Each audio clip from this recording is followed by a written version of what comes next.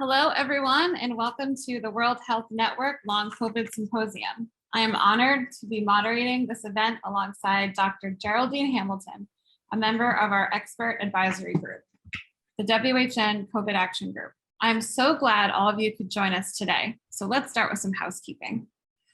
First, I'd like everyone to keep an eye on the chat because we're going to be dropping some helpful links throughout the program. And the speakers each have 10 minutes to talk. And I'll be coming back on video 1 minute before the end of each speaker session as a friendly reminder to wrap up.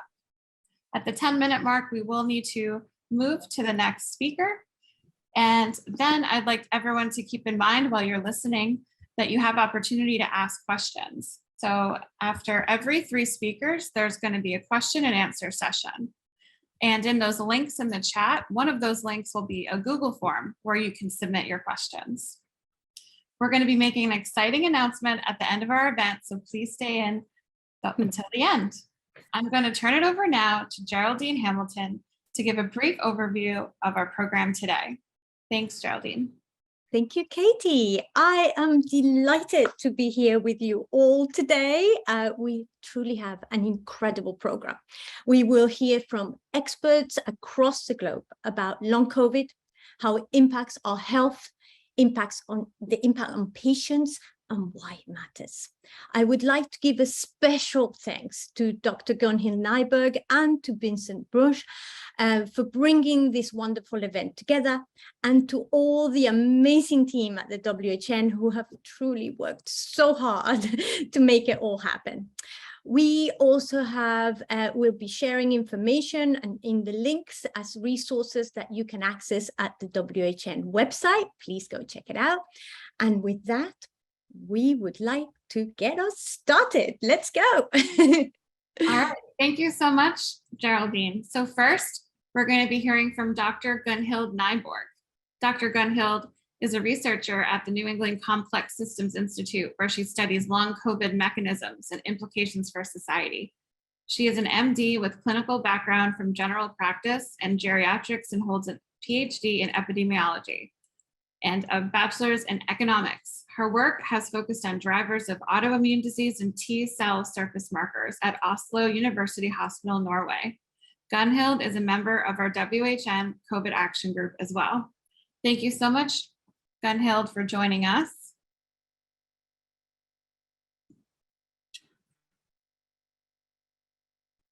Thank you.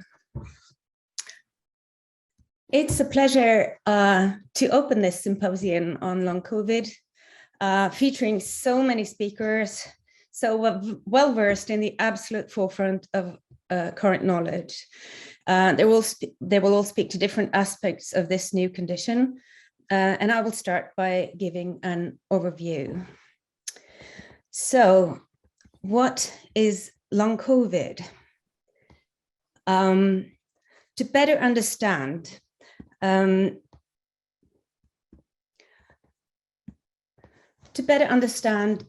logic of this condition, it can be helpful to look at the basic pathophysiology of COVID-19.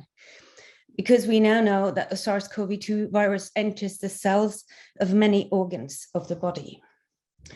For many cell types, the virus enters our cells via the ACE2 receptor that are especially abundant in the cells lining the insides of our blood vessels.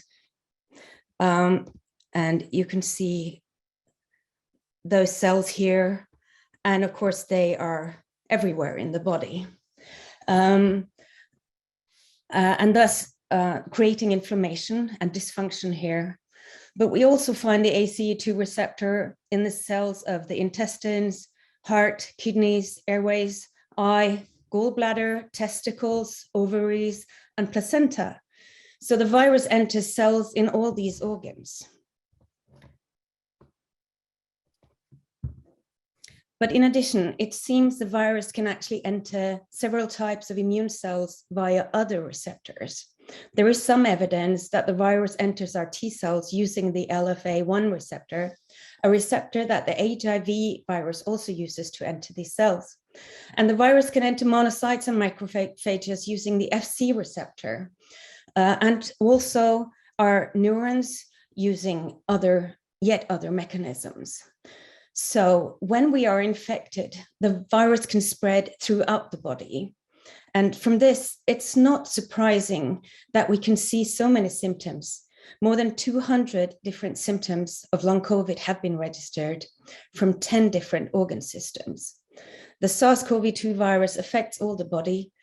COVID-19 is a multi-organ systemic disease, and thus it's not surprising that we can see long-term effects from the whole body. So what causes long COVID? Scientists are finding evidence pointing to viral persistence, that the virus remains over time in compartments in the body, such as the gut. Reactivation of other viruses has also been found to possibly play a role, as may imbalances in the microbiome. And autoimmunity may trigger mechanisms so that the body starts to attack its own cells. We'll hear more about all of this and what this again may lead to later. There is some evidence of different symptom constellations in different groups of patients, and we may find that different manifestations will require different treatment. But from the above, it's also easy to see that you can end up with organ damage that persists after COVID-19, that also can cause ongoing symptoms. For example, it has been shown that there is an increased risk of cardiovascular conditions such as strokes, pulmonary emboli, or heart attacks that last for many months after infections with SARS-CoV-2.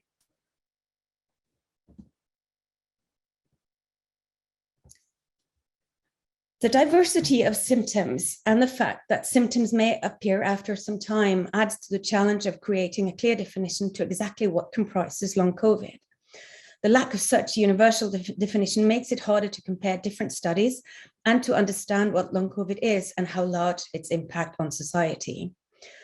The large number of symptoms has also created challenges for researchers in trying to estimate the prevalence of long COVID. Which symptoms you include in your definition has a lot to say for what results you get. If you ask people about fatigue and fever, but not reduced memory, you will find a lower number of affected people than if you ask about all three symptoms. So, how many go on to experience long-term symptoms? The first estimate from the Office of National Statistics in the UK from October 2020 reported that around 10% went on to develop symptoms that lasted for more than 12 weeks. For a long time, this figure was the most cited for the prevalence of long COVID. However, early in the pandemic, we didn't really know which symptoms we should include. And for this estimate, the ONS only reported 12 different symptoms. So in a large study from the Netherlands, that was recently published, we saw a similar setting. Here, they didn't ask for any cognitive or psychiatric symptoms, symptoms that we now know are very prevalent in long COVID. This in itself would lead to a too low estimate. But one strength of this study was the inclusion of a control group, people who hadn't been registered as infected, to compare symptoms between the groups. Without a control group, you might think symptoms that would have been present anyway were due to long COVID. But the study didn't actually test if people included in the control group weren't recently infected too, without being registered. And since the Netherlands has had extremely high levels of infection during this time, it is unfortunately likely that some in the control group also had COVID, especially as they found an unexplained increase in long COVID associated symptoms of 18% in the control group too. So when they report the prevalence as the difference between those two groups, which was 13%, this figure is likely also too low. And all of this illustrates some of the challenges the scientific community are facing in this field. However, in recent months, several large studies with data from many countries around the world seem to converge around similar results. For those with registered infection overall, there seem to be around 1 in 3 that go on to experience long-term symptoms. And for those who have been hospitalized with COVID, around half do not fully recover afterwards. But since most of these studies lack control groups, these figures may not be fully representative either. To add to the complexity, data imply that vaccines may protect against long COVID, but only to some extent. Studies report between 0 and 50% protection from the vaccines. One solid study reported a figure of 15% protection. But then there's also the question of not only whether or not symptoms develop, but also how debilitating they are and whether or not vaccines may protect against the worst symptoms. There is still much we don't know.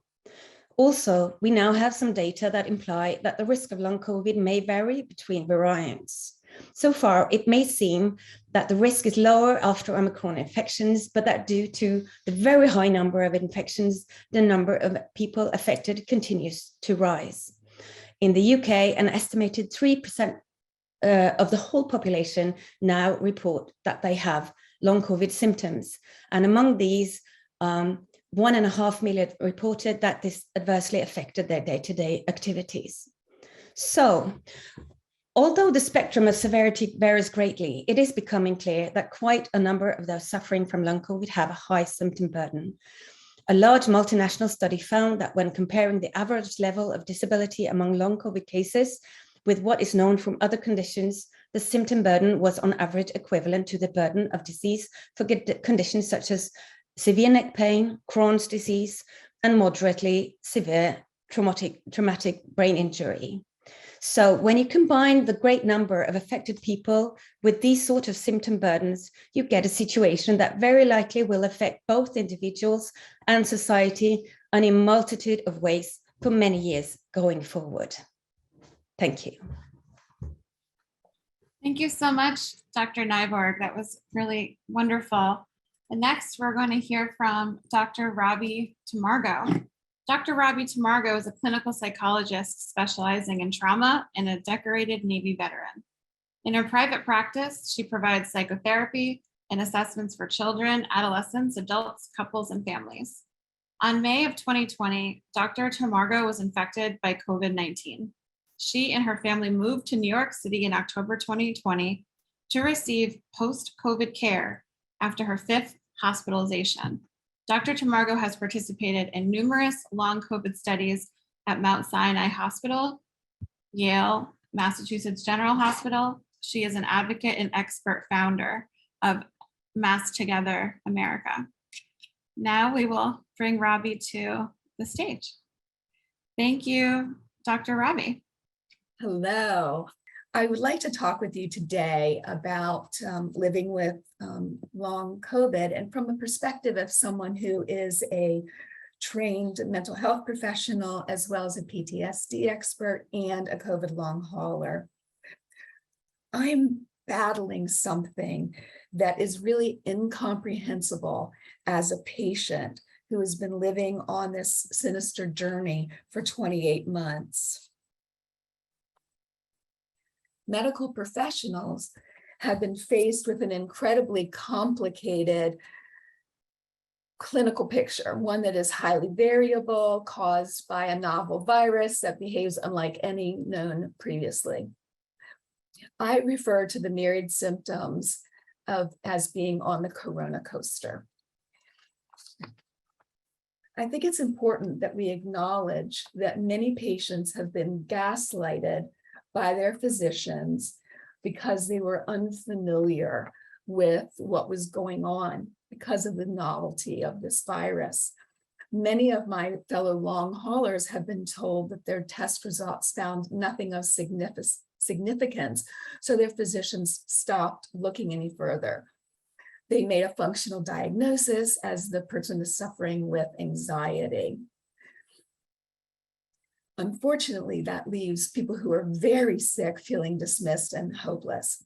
And sadly, I must actually acknowledge that despite having the word in my title, I was gaslighted in Florida by doctors who said in the summer of 2020 that they failed to see a unifying diagnosis.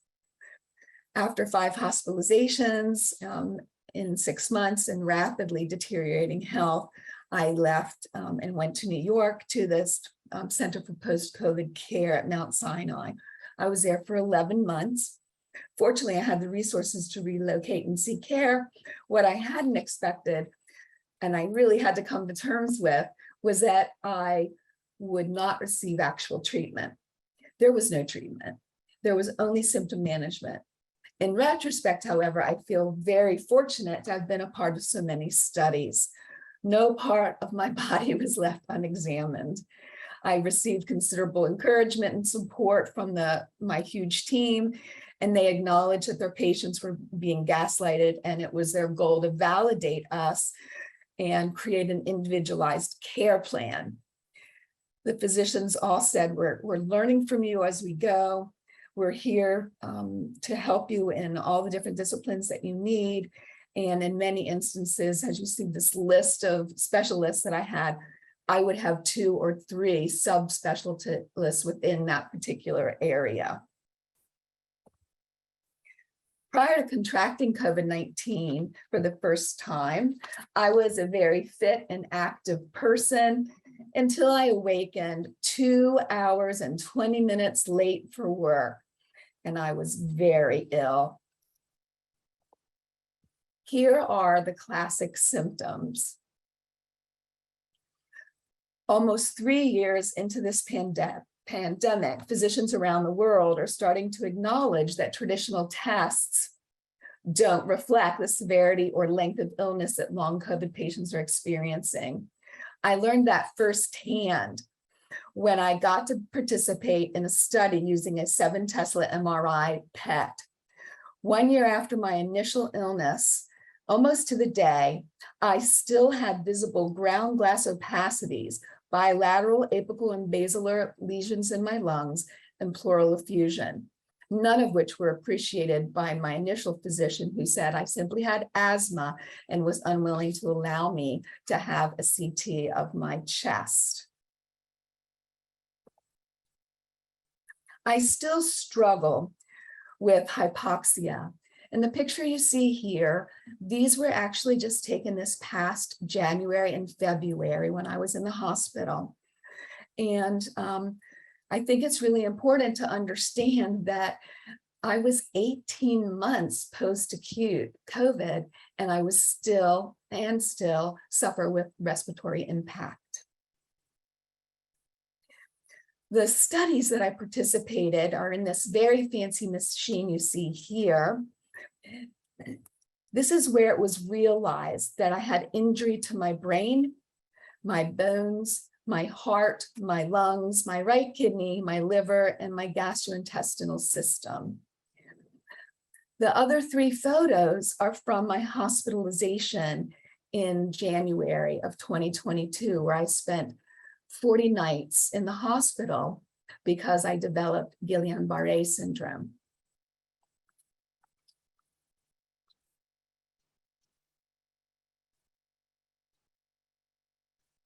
Had I not been able to be at Mount Sinai, I would never have evidence of the realities of what I was experiencing.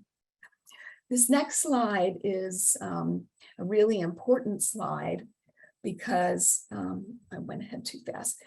It's the policy of Mount Sinai's research team that if you have any abnormal results, they'll communicate that to your consultation team, and the results will become part of your medical record.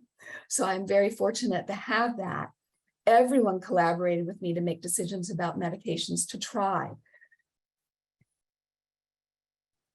Another ongoing issue that I battle is cardiovascular symptoms, which were mentioned just before me.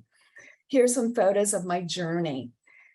I've been hospitalized 16 times over the last 2 years, 4 months.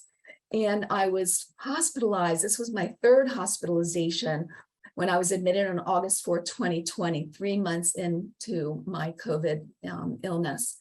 And I had suddenly developed atrial fibrillation. And it took 10 hours before I was converted to a normal sinus rhythm. I was chemically converted. I continue to have paroxysmal atrial fibrillation.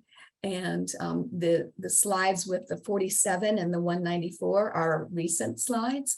And the highest my heart rate has been is 224, and my lowest has been 37 when I was just hospitalized this past winter.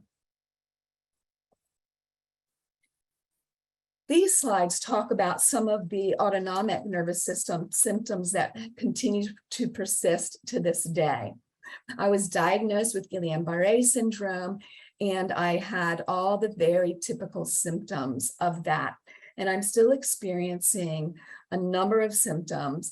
I am no longer in a wheelchair 100% of the time. I can stand up for a brief time, and I can walk for 6 minutes using a cane.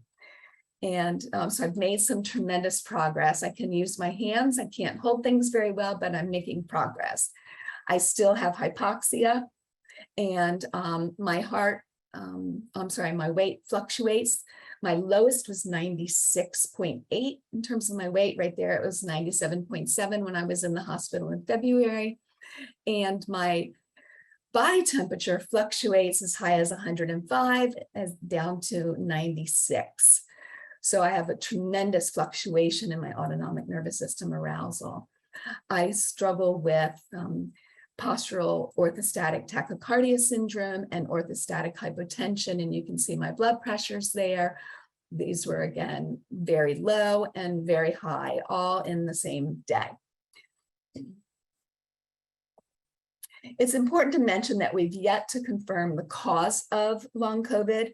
It's notable that a Harvard study was discussed in the Wall Street Journal on September 8th, and there's a growing number of researchers who believe in viral reservoirs. The study reveals that the spike protein of the virus was found in the blood of long haulers up to a year after the infection, and that was the length of the study, but not people who had recovered. I am one of those people.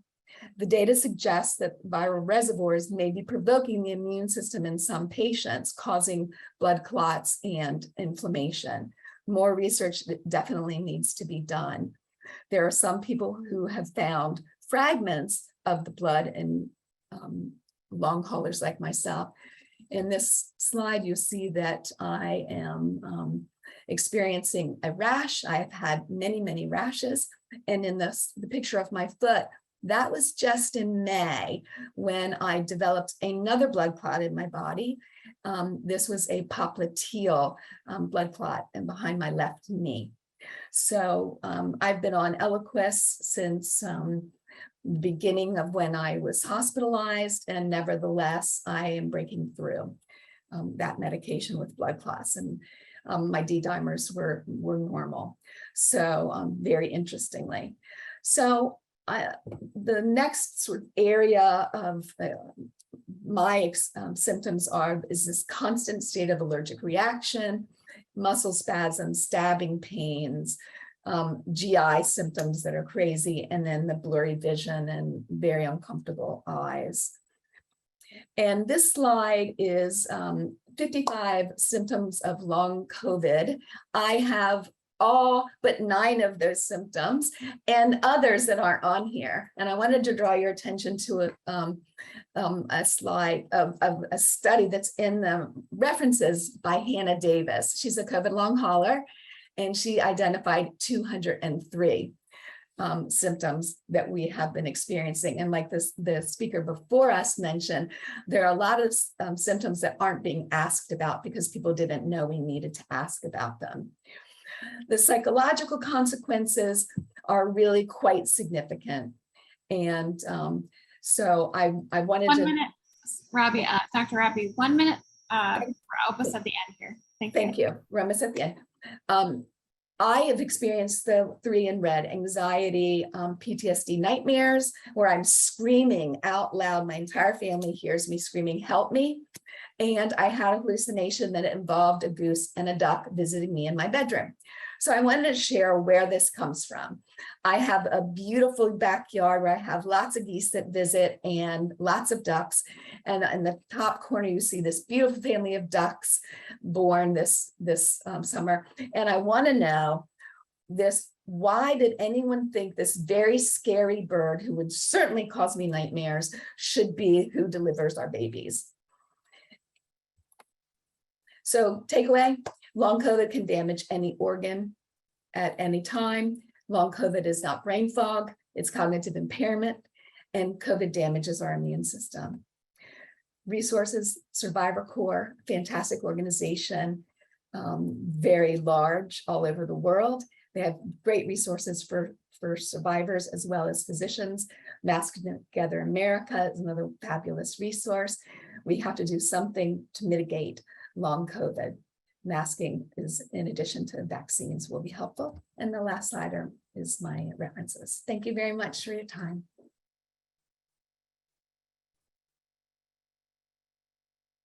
Thank you so much, Dr. Robi. We have Claire Taylor coming up next. Hi, Claire. Let's get you up here on stage. All right, Claire, let me introduce you. So we're so happy you were able to make it here today. Claire is an experienced general practitioner with a special interest in long COVID, postural orthostatic tachycardia syndrome, POTS, mast cell activation syndrome, and ME and CFS. She has a bachelor's in neuroscience from the University of Edinburgh and is especially interested in disorders of the autonomic nervous system. In addition to working for the NHS as a general practitioner, she also operates her own long COVID clinic in Scotland. Very happy you could join us today, Claire. I'm just looking to screen share. Sure, yeah, we see your screen, we see your desktop. See oh, right, I don't see it. Right, I'll get it up.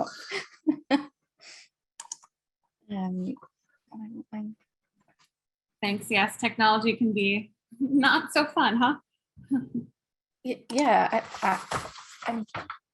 everybody else can see it but me. Sorry, my husband's helping me. He's here. Okay. I see it left. We just would like to make your program full screen. How's that? It's perfect. Thank you. Great. Okay, thank you. Right, better start my clock. It's about 10 minutes for whistle stop tour. So my name is Dr. Claire Taylor and I'm a GP family medicine doctor in Scotland and have previously worked with ME patients. And about January 21, long COVID patients started coming through. It was a charity and often they really didn't know where else to go to get help. And I became really frustrated that patients didn't have a doctor that was knowledgeable about long COVID. They're sort of ping-ponging between specialties. So I just set my own up and I'll tell you a little bit about what I see. So I've pinched this picture just to sort of demonstrate, like the slide before, this is a multi-system illness and people can have symptoms anywhere in their body. They can have really disabling symptoms. And to sort of draw attention to down here, you know, malaise and fatigue, that's probably what I see most. But the cognitive impairment part, there was a study that showed about 9% of people after a year had cognitive impairment. So you're possibly 1 in 10 people cognitively impaired. And of course, all the other systems. So, and credit to these people for the lovely picture. So what I hear most in the clinic, almost always, there can be sometimes a delay, but it's I got COVID and then I never got better. And that's what I hear every day is I got it and I never got better. And the most common symptom I see is fatigue, but post-exertional symptom exacerbation or post-exertional malaise, whichever one you want to call it, this is a really disabling symptom where people, you know, they try to do stuff and then they end up in bed for a week. And it's really, really disabling symptom, you know, sore muscles, shortness of breath, chest pain, cognitive problems, weakness, dizziness, rapid heart rate, flushing, allergy. I mean, just about everything under the sun. And one person could have all of these symptoms when I see them. And you're trying to work out what is going on. And just to note, sometimes people are often unable to work, you know, bedbound, like severely ill. I do video calls to people who are in bed. And I wanted to draw attention to sort of key point that about normal test results. So normal test results don't mean there's not something wrong with someone. Doctors don't tell your patients there's nothing wrong with them. it means we don't have the right tests yet. We're not doing the right tests, or they've not been invented. So, for example, if you think of conditions, sort of NMDA receptor encephalitis, it wasn't discovered till 2007. And before that, I don't know what people got told they had, but it wasn't that. And just so we know about this study that looked at patients after being in hospital, they actually measured plasma proteomics. I'm not even going to attempt to even say what all these things are, but safe to say we don't test for them in real life. And they are found to be abnormal in people with long COVID. So we have abnormalities we know about, but we don't test. Microclot testing, there's a lot of talk about that just now. Again, we can only test for in a couple of places in the world. So if you're testing normal guys, it might be actually that we just haven't got the test yet. And I just want to talk about a couple of conditions that I see most commonly in a clinic. And the last talk touched on this, dysautonomia or POTS. And it's a bit like this. People stand up and try to do something and their whole body malfunctions. So it's not a rare thing. There's a spectrum of dysautonomia, POTS, orthostatic hypotension, or inappropriate sinus tachycardia, which is when your heart just goes fast all the time. That doesn't feel very nice. That's horrible. So people are going about with these symptoms. The last few are, I'm not going to go into detail, but there's other causes. And it's a dysfunction of the autonomic nervous system that controls your heart rate, your breathing, your blood pressure, sweating, body temperature. You can be in sympathetic nervous system, controls fight or flight, running away from a lion or something. Parasympathetic is when you're resting and relaxing. A note to say, if somebody's got sinus tachycardia and you don't find another cause, well, think about dysautonomia, think about POTS. People get told, oh, well, you've got a sinus rhythm, fine. But think about standing somebody up and testing them. And this overlaps with the picture of all the symptoms, the first picture. So look at all the symptoms people can get, multi-symptom again. And in my clinic, I'm trying to work out which ones have got POTS, and it tends to be the ones that don't like being upright. It doesn't feel very nice, and get blood pooling in their feet and things. 80% are female who have POTS, and obviously a lot of my clinic is female. Study in March 21 suggested 50% of people have POTS. It's maybe not quite as high as that, maybe about 40. But if you work it out with how many people in the UK have long COVID, possibly 1.5% of the population have got this, and we hardly talk about it or know what to do with it. And there's a study in 2019 that shows that, again, things are off, cytokines are up, chemokines are up, we don't check them in normal practice, autoantibodies. It's a real condition, and there's good evidence for that. Patients still get told it's not a real condition. I diagnose them with it, they take it back to the doctor, and they say, well, so what? What's that? So we need to take it more seriously as a real condition. Not going to too much into the diagnosis, but if your heart rate goes up by 30 when you stand up and your blood pressure doesn't drop, that's POTS. You can do it with a tilt test or a NASA lean test, which is standing up for 10 minutes. I prefer that. People can do it at home and they don't crash because they've spent a day going off for a tilt test. So there's benefits to tilt tests, but actually you can get a lot of data from a stand test. And one of my patients very kindly did this. So this is somebody's heart rate going along quite happily at 80 beats a minute. They stood up, they were up at 120, and then they lay back down, and it's back down. And the blood pressure is pretty stable. So that is POTS, and patients can do this at home and show it to their doctors. Amazing. There's loads of advice for anyone that's got POTS. POTS UK website, brilliant.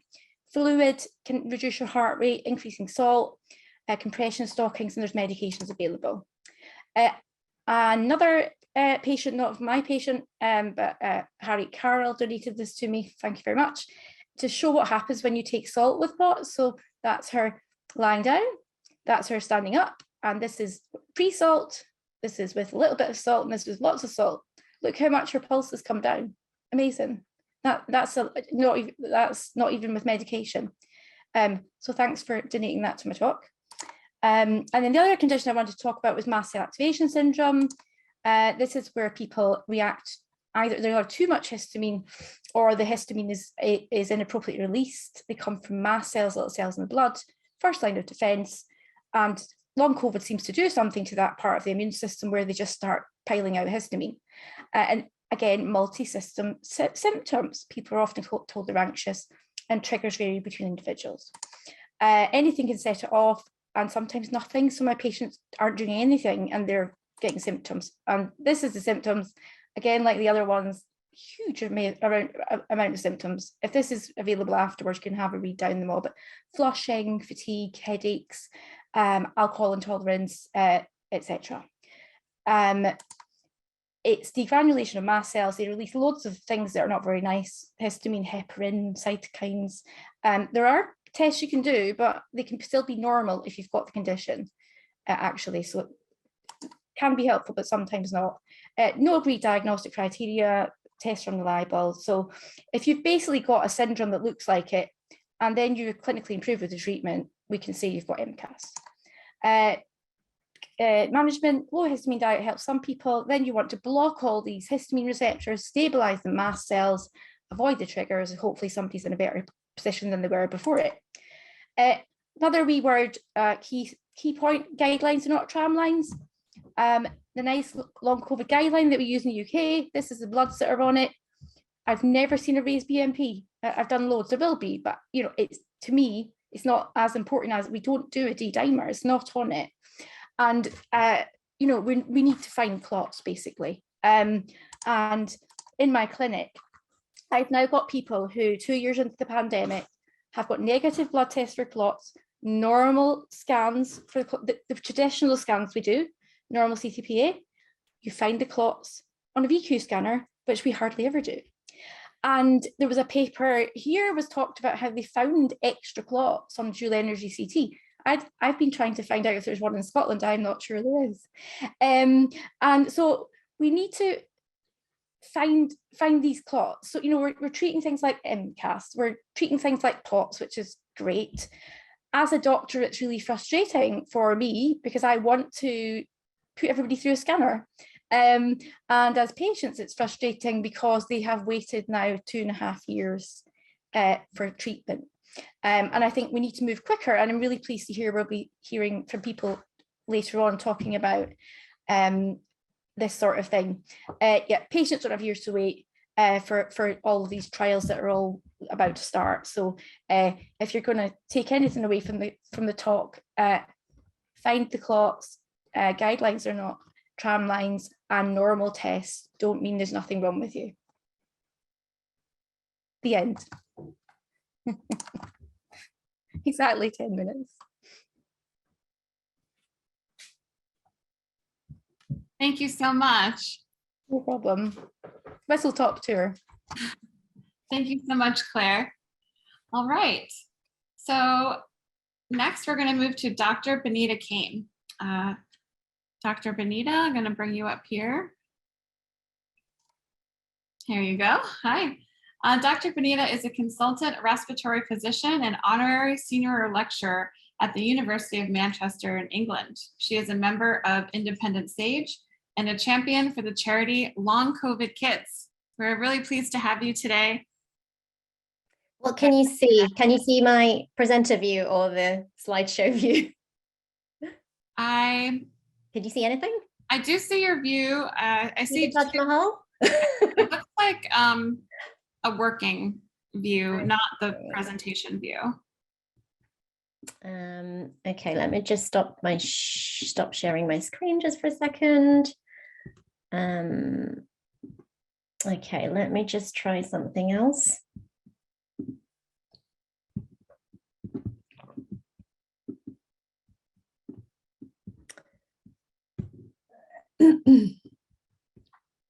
Thank you. Take your time.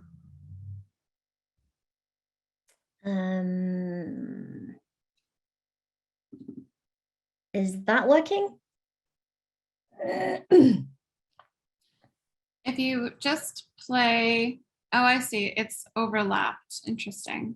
We have your slideshow behind your PowerPoint program. Okay, right. We're getting closer then. Just 1 second. Let me just try something else. How about this? If you click play from start, what about use slideshow? I don't understand. So when I'm sharing my screen, it's coming up as, okay, so you can see that. Yeah, this isn't bad if you want to play it like Can that. you see that? View from this Oh, view, use slideshow. switch view. Have we got it? There we go. There you go. Got it. Amazing. Right. Okay. I'll try and shave a minute off to make up for that. Sorry about that. Thank you so Okay. much. So I just want to thank Claire for and also Robi for just beautifully kind of saying a lot of what I had planned to. So I'm going to share a personal journey. It's not about me, actually. It's about my daughter, Jasmine. And she overall has been ill for about 18 months with long COVID. Now, she was 10 years old when she first got ill. And before she got ill, she was just a normal, healthy, happy 10-year-old. She loved doing gymnastics. She loved swimming and just being active. And she had no health problems. The first 12 months of the illness was really difficult. She was plagued with lots of different symptoms.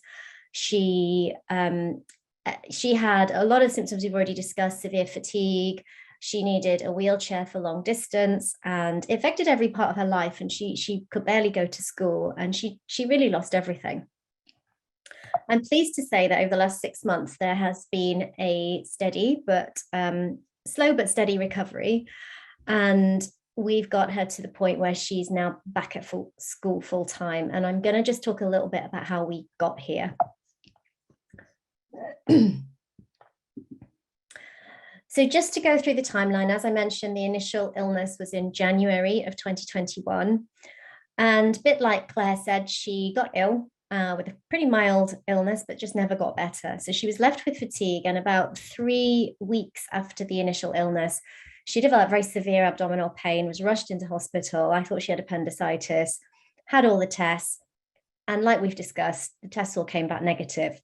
At this time, it was lockdown. She wasn't going to school and was dipping in and out of online lessons. So she was resting a lot.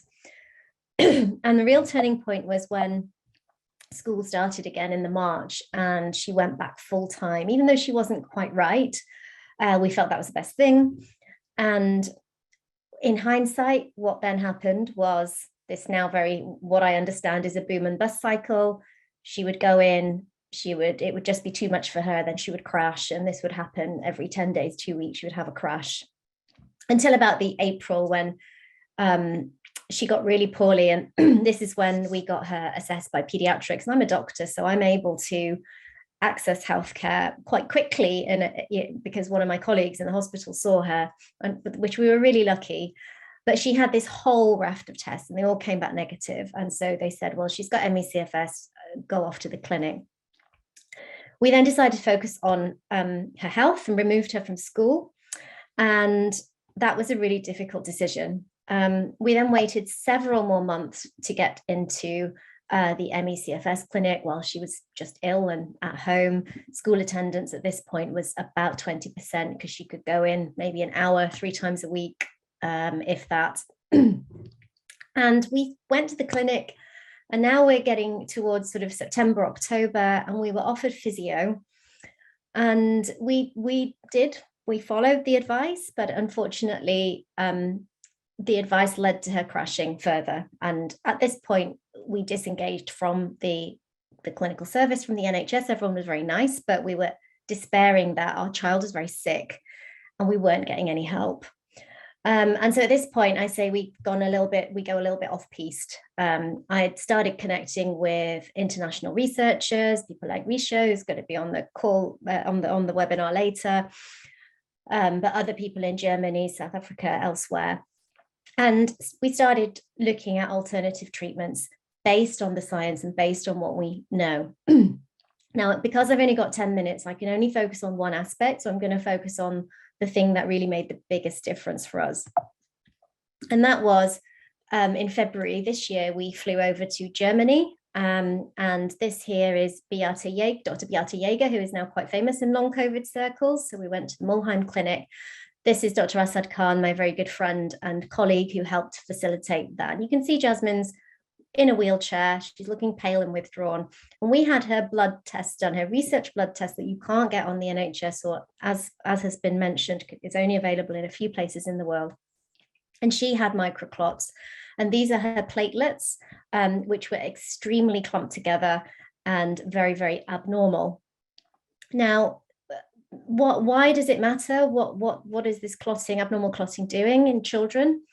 We don't know is the answer, because hardly anybody is looking. You know, there is a real dearth of research in children, but there is this one study which came out of Germany. It's a preprint, it's not yet published, but they looked at 54 children with COVID, half of whom had recovered, half of whom had long COVID, and 9 healthy controls. And what they found with this very specialized MRI testing was widespread defects when compared to the healthy children. And what was really worrying is even in the children who'd recovered, they also had these defects in the lungs, which we think were caused by clots. So there's something here about actually just having COVID, even if you recover, can leave some damage, which is quite worrying when it's our children we're talking about.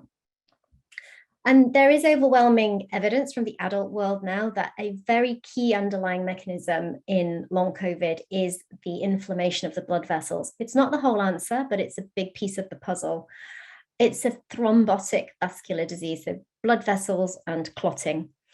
And the virus, it replicates in cells, and it's postulated that it's carried outside of those cells by these little extra cellular vesicles, and is transported around the body, and then through various different interactions, it can cause injury to the blood vessel wall, which can cause the clotting. And platelets are also very important in this. They become hyperactivated. And so you then end up in this vicious circle where you've got the clotting, the platelets, and that causes more injury. So you end up with this thick, sticky blood, which can't get through the capillaries, can't give oxygen to the major organs, particularly the muscles. That can cause this chronic sort of low oxygen levels and be one of the mechanisms for the fatigue. But as Claire and Robbie have talked about, there's also other mechanisms that can result in the fatigue as well. So I don't have time to go through this in detail, but these are some of the treatments that we have sequentially tried over 6 to 8 months.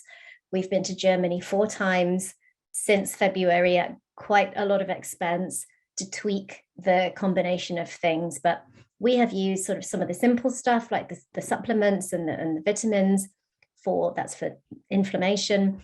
Pacing and energy management has been key. Melatonin for sleep. Claire mentioned the vagal nerve and the autonomic nervous system. So there's been some stuff we've done to try and counteract that sympathetic overdrive, that fight or flight. But actually the thing that has made the biggest difference has been blood thinning treatment and antiplatelet therapy, which again is really not used routinely in children and needs supervising and monitoring. That's very important.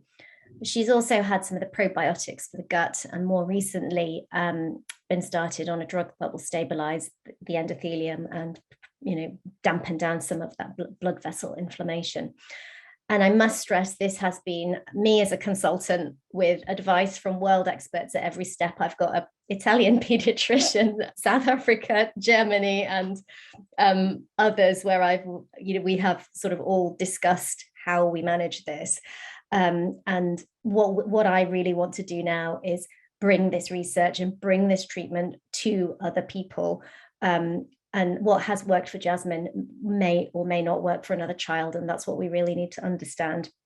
But here she is on our summer holiday, first family holiday in 3 years. She was able to swim, and now she's back at school. She started high school in September, and she has so far managed full days. Apart from doing PE, you wouldn't know that she was ill. And she remains on a lot of this therapy. And the biggest challenge now is how we start weaning her off it and how long. So my take home messages. We're out of time, Dr. Binita. We're out of time. Yes. That's fine. That's my final slide. Key points. There are treatments. You just need to be able to access them. And we need research. All right. Well, thank you so much, Dr. Binita, for sharing your personal story of your family and all of the important information. We're now going to transition over to our Q&A. So Jason has been dropping the form. If you have a question, please drop your question into the form, and Geraldine will be asking questions. And now I'm going to bring up Dr. Binita to the stage again with Claire and Dr. Claire Taylor and Dr. Robi Tamargo and Geraldine Hamilton. Thank you, everybody, for some incredibly wonderful talks. I have one question for Dr. Nyborg from the audience. You mentioned, do we have, there we go, I can see her now. You mentioned that the virus enters several different types of immune cells. What are the consequences of that? And does that mean that patients who've been infected, particularly multiple infections, are therefore more susceptible for other infections or effects of long COVID, perhaps? So that's a very good question. And I don't think anyone at this point can give a certain answer to that question, but there is evidence that the immune system goes through changes for quite some time after COVID-19 infections. We can see that on T cells, on the number of T cells, the different T cell populations, and other measures. And the one study I mentioned about monocytes, you could see that at the time of the study period of the study, they could see that 6% of the monocytes were actually dying from this infection. So, and we don't know yet what that means in the short run or in the long run. And but there are some signs that it might lead to people being more susceptible to other infections. But for the long run, we really don't know anything about it yet. But there might be effects. Thank you. I have a question that perhaps each one of the other speakers, Dr. Kane, Dr. Tamara, and Dr. Tyler, could answer each one. It's for patients suffering from long COVID who do not possibly have access to those tests that are not regular, like the fancy scans that you mentioned, the biomarkers of blood work that most people don't have access to. What is your top advice to them as to what they can do, what they can ask, how they can better educate the physicians to help them? Do you want me to kick off with that? So I think one of the key abnormalities that we are seeing in a lot of long COVID patients, as Dr. Taylor said, nearly 50% will have this autonomic dysfunction. And a really good measure of that is something we call heart rate variability, which can be measured quite easily with a number of different gadgets that are already out there. And there's some really good videos on physios for ME. I mean, the ME community have known about this for a long time, and we're learning so much from people with ME CFS. And so I think in terms of that pacing and not getting into that boom or bust, using heart rate variability and to manage exercise levels and to manage fatigue with pacing is a really good idea. And also anything that will help stimulate that parasympathetic nervous system, like meditation, breath work. That's all very, very good for people with long COVID, but I'll let others speak. Dr. Tamargo? I agree. One of the programs that is available at Mount Sinai is a breathwork program called Stasis. It's part of the rehabilitation program there. And I was an early person in the rehab program because I was in the first wave essentially. And I was taken to the hospital and admitted 3 times from physical therapy. And and I wasn't really doing anything profoundly taxing, but the doctors here will understand. One of them, I had to put a ball up a wall, having my hands over my head, and I just went down. And another was getting up from lying down, and I became very disoriented, and I looked apparently very odd, and they ended up calling a code on me and taking me to the hospital. So I think letting people know about how important the pacing is. Most people don't understand that. They think they should be, and physicians have said that, and I've been told by a cardiologist that I should just get back to running like I used to. And I just laughed. I'm like, golly, I can't go up the stair steps. I can only do 2 steps at physical therapy. I can't imagine. I can only stand up for 6 minutes. You know, what in the world and are they thinking? So they're just not COVID aware. So I share with other long haulers, ask for COVID aware physicians. And my physician, my primary care doctor, who was my second because I had to fire my first, has stayed with me the entire time. Even when I was in New York, we had a weekly video session, and he has kept contact with me this entire time. And so when I went to see him the 1st of January, that Monday after the New Year, he said, "Oh my gosh, you need to go to the hospital," because he had been seeing me and knew that I was in trouble. So I think having a COVID aware physician, if you don't have one, try to find one. There are resources on Survivor Corps for that, on Mass Together America, and all of these docs that are here, Dr. Taylor, Dr. Kane, Dr. Nyborg, they're on Twitter and Facebook, and they're posting things. So they will help you find a COVID aware physician near you. And whether it's in the United States, the UK, or wherever you are in the world. I'd like to give Dr. Taylor, if you wanted to comment on that question. Any guidance or tips for patients who don't have access to all of the more research focus, the access tests, complex tests? Okay. Well, I have to say most of my patients haven't had any complex tests actually, and I've seen what some of the stuff that's done in the States compared to here, and it's a huge difference. And I think you can do your own stand test. So if your doctor doesn't know about POTS, for example, show them what happens to you, and don't let them tell you that it's not POTS. Show them a graph. If you can, do something to show them this is what's wrong with me. And I know it's difficult to advocate for yourself when you're not well, but maybe take somebody with you if you've got somebody that can come with you. And I think, like we said, seeking out people that do know if you can lobby sort of MPs. In America, it might be congressmen, is it? And Facebook groups and things can be really good for patients who don't know what they need. For example, if do you need a complex test, or what do you need?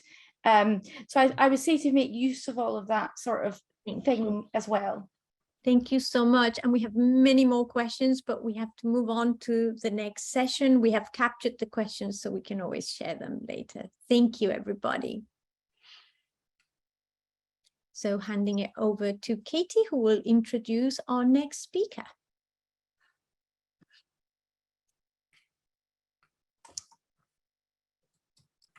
Thank you so much, Geraldine, and thank you to all the doctors for those great insightful answers. So we're moving on to session 2. We're very excited to have Professor Andrew Ewing visiting us here. Andrew has obtained his bachelor's degree from St. Louis University and his PhD from Indiana University. After a postdoc with Royce Murray at University of North Carolina, he joined the faculty of Pennsylvania State University. In 2007, he obtained a Marie Curie chair to move to the University of Gothenburg in Sweden. He was elected to the Royal Swedish Academy of Science in 2012. Currently, Professor Ewing works are mainly based on nanochemistry, electrochemistry, optical imaging, and imaging mass spectrometry to elucidate basic chemical mechanisms as well as drug responses of neural communication in single cells, cell networks, and model nervous systems. All right, I'm going to pull up Andrew onto the stage.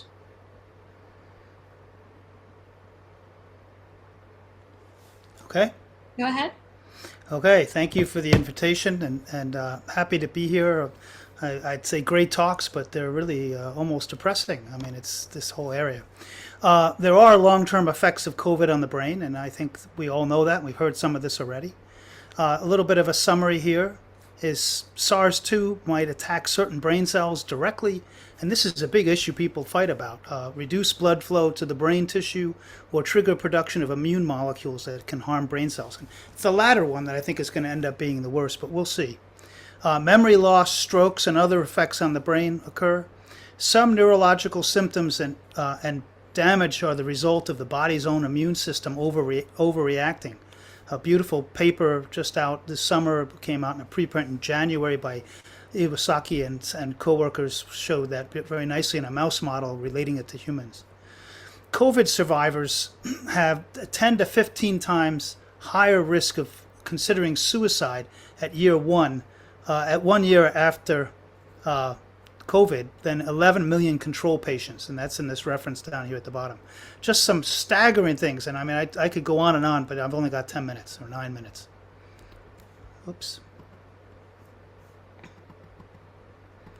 Okay. This is a really famous paper, I think. It actually came out a preprint about a year before it came out this year.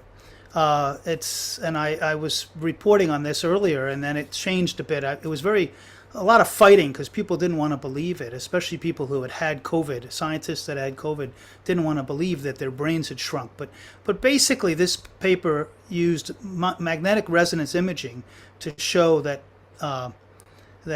the gray matter, the matter in the brain that is the nerve cells, okay, mainly nerve cells, and I'll talk about white matter in a minute. That it shrinks, okay, in certain specific parts of it, and these are just these pretty images, but that they come out with. But these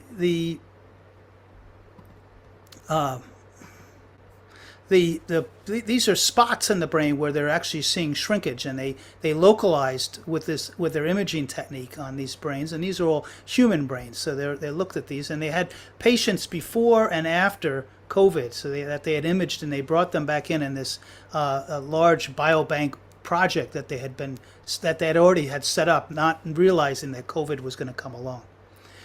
Here they look at the parahippocampal gyrus, which is involved in memory formation and processing, and they look at the orbitofrontal cortex, which is the part which is involved in decision making, most often thought, and they show that there's a decrease, and I'm not going to go through the axes, but this is from zero, from the control down, and there's a decrease of about 3% in the thickness of these. I mean, 3% doesn't sound like much, but it's a lot. Okay, that's a big difference. If your brain is shrinking during COVID, I mean, maybe this is why you get serious headaches, but it also leads to problems. And I mean, I don't know how many of you anecdotally know people who say this, but I mean, about half or more of the people I talk to who have had COVID tell me that the biggest problem they still have is making decisions or the decision, the process of using the knowledge that they have. There's another study that came out in 2021 that has been publicized quite a bit, where they used the Great Britain intelligence test. I don't know if that's, no offense to, never mind, I won't make a joke.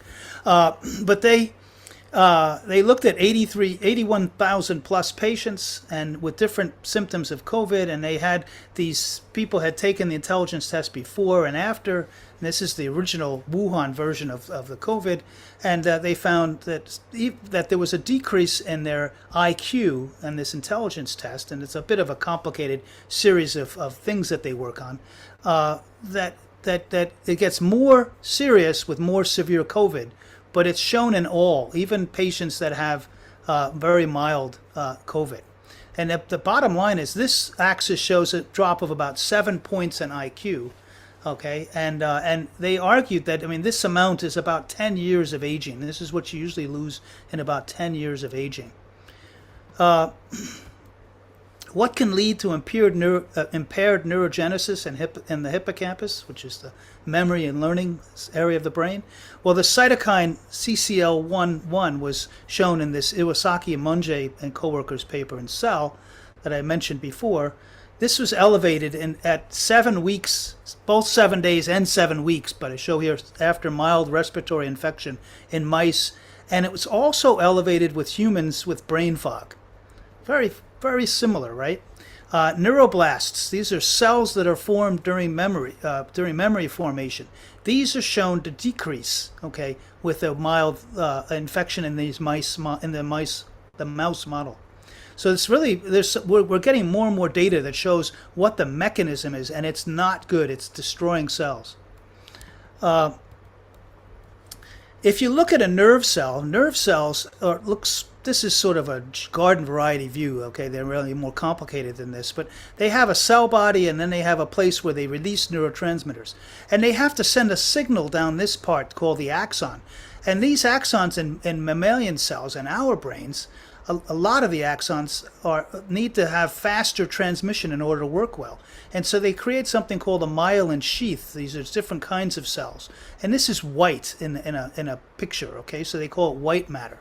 And this investigators here, Peterson and al., looked with MRI imaging, and this just came out in a preprint, and they looked at this, and these are the images. They look kind of like scary pictures from some rock band, but they showed that the water, they looked at water analysis, okay, and the water analysis showed that the water, when it goes up, that means there's less white matter, so you're losing these white myelin type cells, or cells that make myelin, okay. Now I want to point out that myelin is destroyed by the immune system in multiple sclerosis, okay. This is really scary. In the paper, and Eric Topol put out a tweet on this, he said, oh, this is very promising because they didn't notice cognitive deficits when they did this study.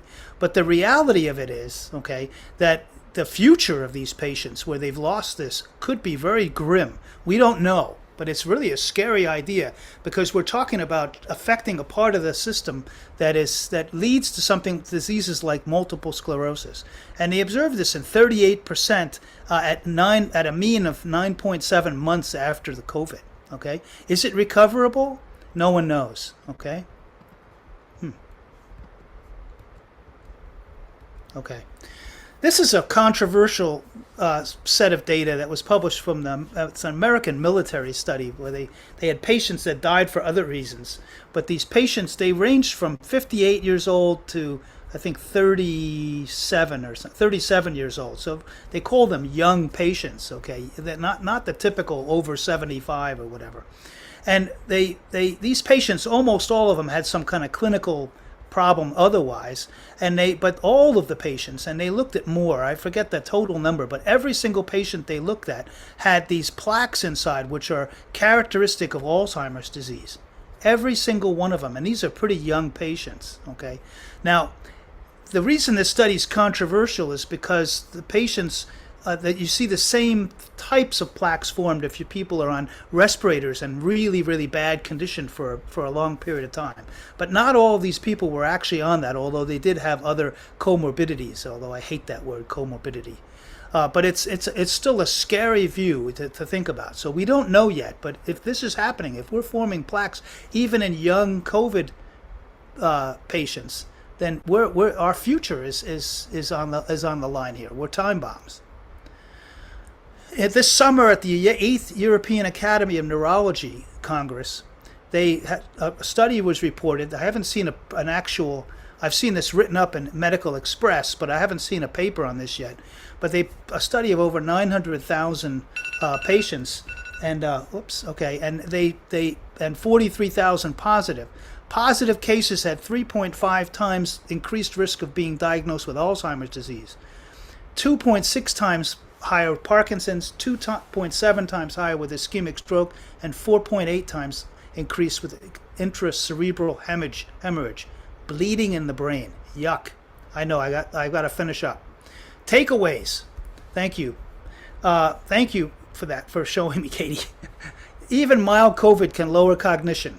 Cognition reduces gray and white matter in the brain. COVID increases chance of stroke and other neurological manifestations, even in younger patients.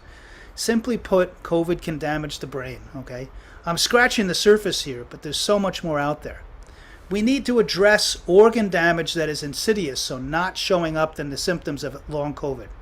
Almost guarantee that we're going to have a lot of long-term damage not showing up now, especially in the brain. Fog is bad, protein tangles is a disaster waiting to happen. Thank you for your attention, and here's some good Twitter threads, one by me from February and one by Dr. Wes Elia, who's fantastic more recently. I'm not hearing you, Katie. All right, thank you so much, Andrew. I always enjoy your presentations, as frightening as they might be. Sorry, I'm a fear monger, but I think we evolved with fear, okay? And we evolved with fear for a very good reason, okay? So change in the program, unless Duncan has a different name on her screen, which is possible. If so, please come forward. But I think we're going to move to Amitava. If okay. That's all right. I was looking for that talk. Hi, can you hear me? Yes, thank you. All right, let me introduce you, Amitava. This is Professor Amitava Banerjee. Banerjee. Banerjee. Thank you for the correction. I would love to say everyone's name correctly. No problem. Absolutely. All right. Professor in clinical data science at the University College in London and honorary consultant cardiologist at University College London Hospitals and Barts Health NHS Trusts. As a researcher, educator, and clinician, his interests span data science, cardiovascular disease, global health, training, and evidence-based healthcare. He has been active both clinically and academically through the pandemic and is leading a large national long COVID study, Stimulate ICP, which includes a large platform drug trial. So pleased to have you today. Turn it over to you.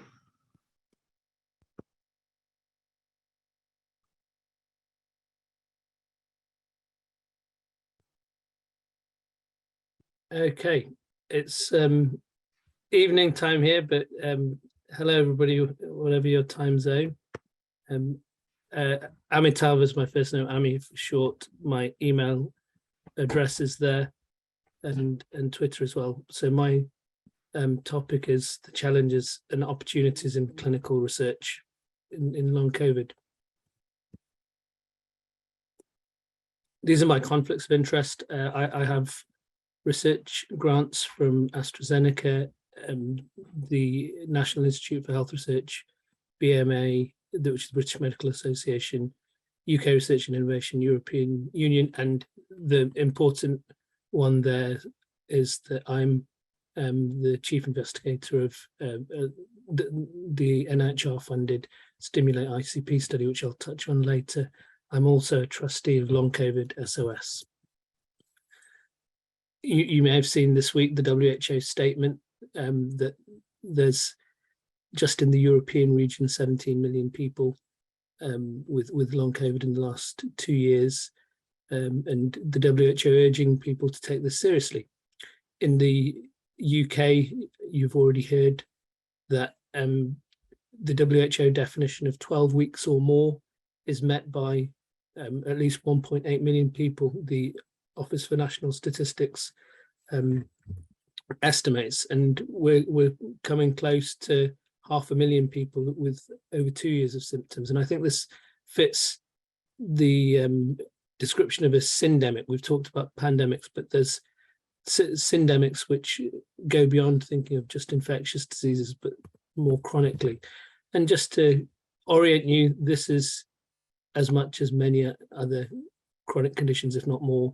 So look at the numbers for dementia, heart failure, coronary heart disease, and COPD in the UK.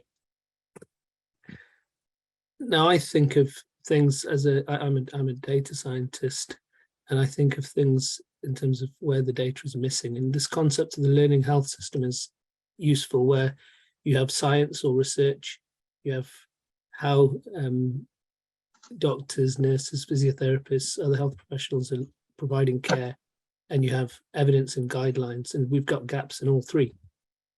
And that happens whenever there's a new disease, but what's different here is the scale and the severity. So we're lacking guidelines. We've got lots of gaps in the science, and so it's unclear how to treat properly. And I've in a publication here with my colleague Mohammed, we applied this to long COVID, and you can think of long COVID in the context of direct and indirect effects, as well as the long COVID effects. But you've got mechanisms, risk factors, trajectory of long COVID where we're finding out more, but we still haven't got it fully sorted out.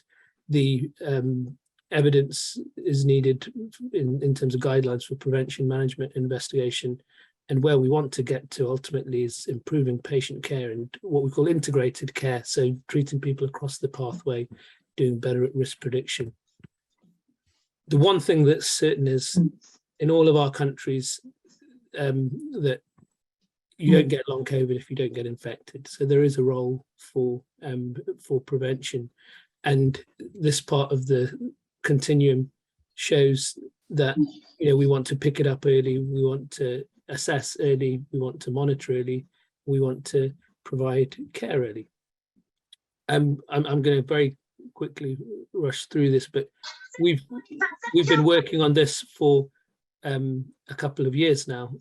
This was data that we published in preprint in 2000 and late 2020, early 2021, showing that multi-organ MRI in over 200 patients with non-hospitalized long COVID had a plethora of symptoms, but importantly, they had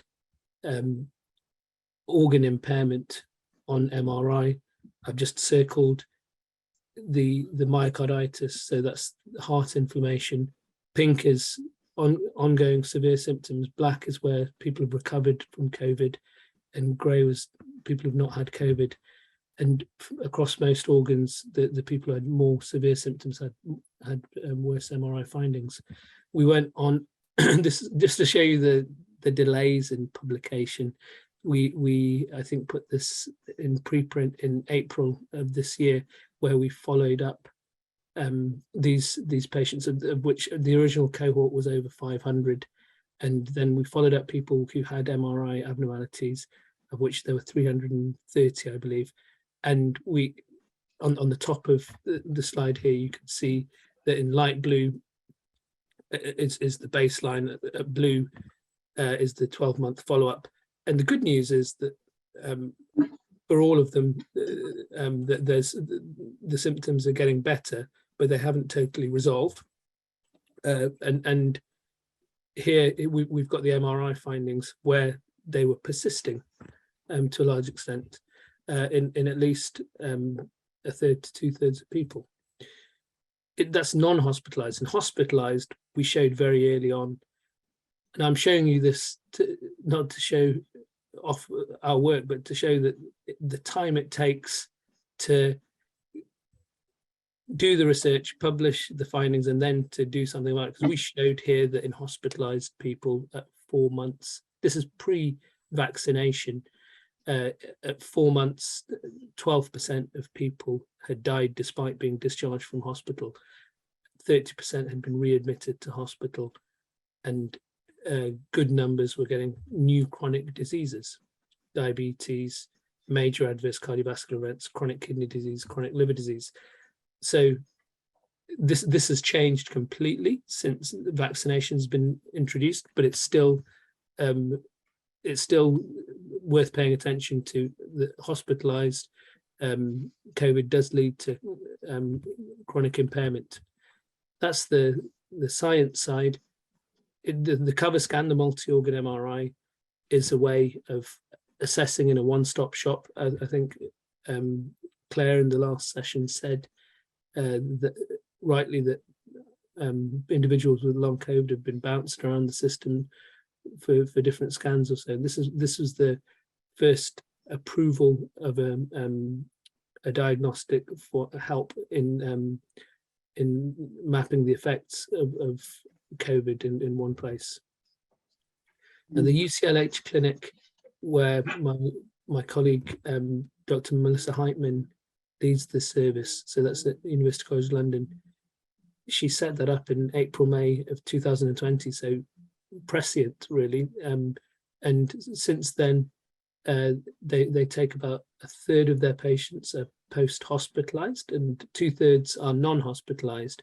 But even in our early data from that clinic, which was about 1,200 patients, what we're seeing is we've split out this is the overall, but we've split out the non-hospitalized, the hospitalized, and people who came via the emergency department, the ED. And you can see that if you're just taking a look at who's employed and what's and how that's changing over time, you can see the proportion of people who are part-time or not working at all, not employed, is high, even in the non-hospitalized. And so the impact on economy is huge. And this isn't a research cohort that's curated. This is a real clinical cohort. And when you look at particular symptoms, they have more of a connection with poor health. So in this case, people are rating their overall health, and obviously if you have brain fog, that's a substantial impact on your overall health. So it does sound like not good news that we've not got fully evaluated investigations, drugs and rehabilitation, but we have got lots of studies going on. There's preliminary data and people have tried lots of different drugs. These three here I mentioned because we're looking at them in our trial, but we definitely need to be integrated in our care and looking across disciplines. There's huge opportunities for patients. We've been led by patients. Patients showed us what this disease is. Patients are curating and publishing research in this space, including in our own research team. There's thanks, Katie. So and the clinicians, researchers have opportunities to collaborate more, but we need to think about also across long COVID to learn from other chronic diseases and learn beyond the pandemic. The challenges are many. There's the challenge of not enough time. We need to be quicker, but the problem is that science at scale takes time, and particularly clinical trials take time. And in the world where we are making sure that long COVID stays a priority and that there are enough resources. This is our study, Stimulate ICP, Symptoms, Trajectory, Inequalities in Management, Understanding Long COVID to Address and Transform Existing Integrated Care Pathways. I'm going to run out of time, but there's 3 parts. Firstly, to look at current care evaluation. In the UK, in England, we have 90 long COVID clinics, which are doing different types of assessment, and we're assessing what has been done and where the gaps are. Second part is a complex intervention trial where we're looking at the left here, cover scan, the MRI scan that's looking at different organs versus not usual care. We've got an embedded nested drug trial with rivaroxaban, a blood thinner, colchicine, an anti-inflammatory, and antihistamines, loratadine and famotidine, which are in a platform design. And then we're also looking at living with COVID recovery, which is digital rehabilitation against usual care. In the final part, my colleague Nisreen Alwan and other team members are looking at inequalities in care and comparing long COVID with other chronic conditions. So take-home messages are, there's not one research method here that's going to give you the answer, whether it's trials or basic science, and because there's not just one mechanism. So we need lots of methods and lots of disciplines. We need greater coordination across countries and within countries and across studies and across people who have the disease, clinicians and researchers. And I think long COVID is learning from other post-viral conditions and other chronic conditions, but I think it's already teaching us a lot about what we should be doing beyond the pandemic and even now in other long-term conditions. Thank you. You're on mute, Katie. Thank you so much, Amitava Banerjee. It's great to have you here with us today. So we do have Ray Duncan here. I'm so glad you're able to join us, Dr. Ray. So I'm going to go ahead and spotlight you now. And I'm going to give your introduction. So Dr. Ray Duncan is a cardiologist focusing on the impacts of long COVID. Dr. Duncan set up one of the first long COVID cardiovascular complications clinics and ran it for almost a year. She has designed and written 4 separate long COVID treatment trials on both sides of the Atlantic, which are in various stages of setup. Dr. Duncan is a medical champion for the Long COVID Kids charity and strongly believes we should be doing more to protect both children and adults from repeated exposure to SARS-CoV-2. She has also recently joined our expert advisory team on long COVID here at the World Health Network. Thank you so much, Dr. Ray. Thank you so much for having me. I was actually in the waiting room. I just wasn't able to talk, so I'd been muted. So we've heard some fantastic talks already. What I want to do now is just talk about the longer term cardiovascular effects following SARS-CoV-2 infection. So as you will have already heard from some of the other speakers, COVID is predominantly, and certainly in the case of long COVID, is predominantly a vascular disease. It is a disease causing inflammation and clotting abnormalities in the blood and the blood vessels, which then has a knock-on effect on all of the other organs. Therefore, it's perhaps not surprising that there can be lots of cardiovascular and thrombotic meaning clots, complications. And I'm just going to take you briefly through some of the landmark trials looking at these very quickly. So the first one is a very large Nature paper that came out of the States looking at the records of 12 million people. Over 153,000 of them had COVID. They were followed up for a 12-month period. And this demonstrated that there was a significant increased risk in myocardial infarction, which is the medical term for heart attack, heart failure, heart rhythm abnormalities, stroke, and thrombotic death, and other cardiovascular complications. This occurred not just in hospitalized, but also in the non-hospitalized, allegedly mild, and I don't like the term mild because I don't think COVID is mild in anybody, mild cases. So the compounding variables with this study, it was followed up for 12 months, so it pertains to patients that were predominantly infected with Alpha and Delta. We don't know if the adverse events are as bad with Omicron. We don't know that yet, but we certainly should be looking at it. And this was done in a VA cohort, so some of them were slightly older, but there was a subgroup analysis which showed that actually these risks were present even in younger patients, even in those with no underlying health conditions. The NACME registry data, some of you may be aware of, in the UK and in the US, we have a database of all the ST elevation myocardial infarctions, or STEMIs, which are the very large, dangerous heart attacks. Now, what usually causes them is you get cholesterol plaque disease in the blood flow to your heart. One of these plaques becomes unstable and ruptures, and a clot forms over it, and it blocks the artery, and then you have a heart attack. However, in patients who've had COVID, when we've taken them urgently to the cath labs and done their angiograms, in a third of women and up to 18% of men, there is no obstructive coronary artery disease. This is called MNOCAS, and this is very, very unusual. It's normally around 5%, 30% is unheard of, and it predominantly would fit with the underlying pathophysiology of a thrombotic endothelitis. Now, this is interesting as well because it's slightly more difficult to treat. You can't treat it in the standard way because there's no target lesion, and inpatient mortality in this study was shown to be higher. Now, that could be for a lot of reasons, not just because of the MNOCAS, but it certainly is something that needs to be looked at. A further paper looking at the cardiovascular applications, also printed in Nature. This was around 3 million patients over almost 300 hospitals over 3 continents. And ultimately what it has showed is that there are increased cardiovascular and thrombotic events, predominantly in the mid and later stages of the disease. But actually there was almost more in those that weren't hospitalized than in the hospitalized group, which I found quite interesting. The Swedish have had a look too. So they have had almost 9,000 patients with COVID, and they've studied them, and they actually studied them predominantly for around 4 weeks around the time of index infection, and showed a significant increase in both heart attack and stroke. Now, this is a US study. It's a preprint, so it's not yet been peer reviewed, so we just need to bear that in mind. But it's looking at over 1,000 patients.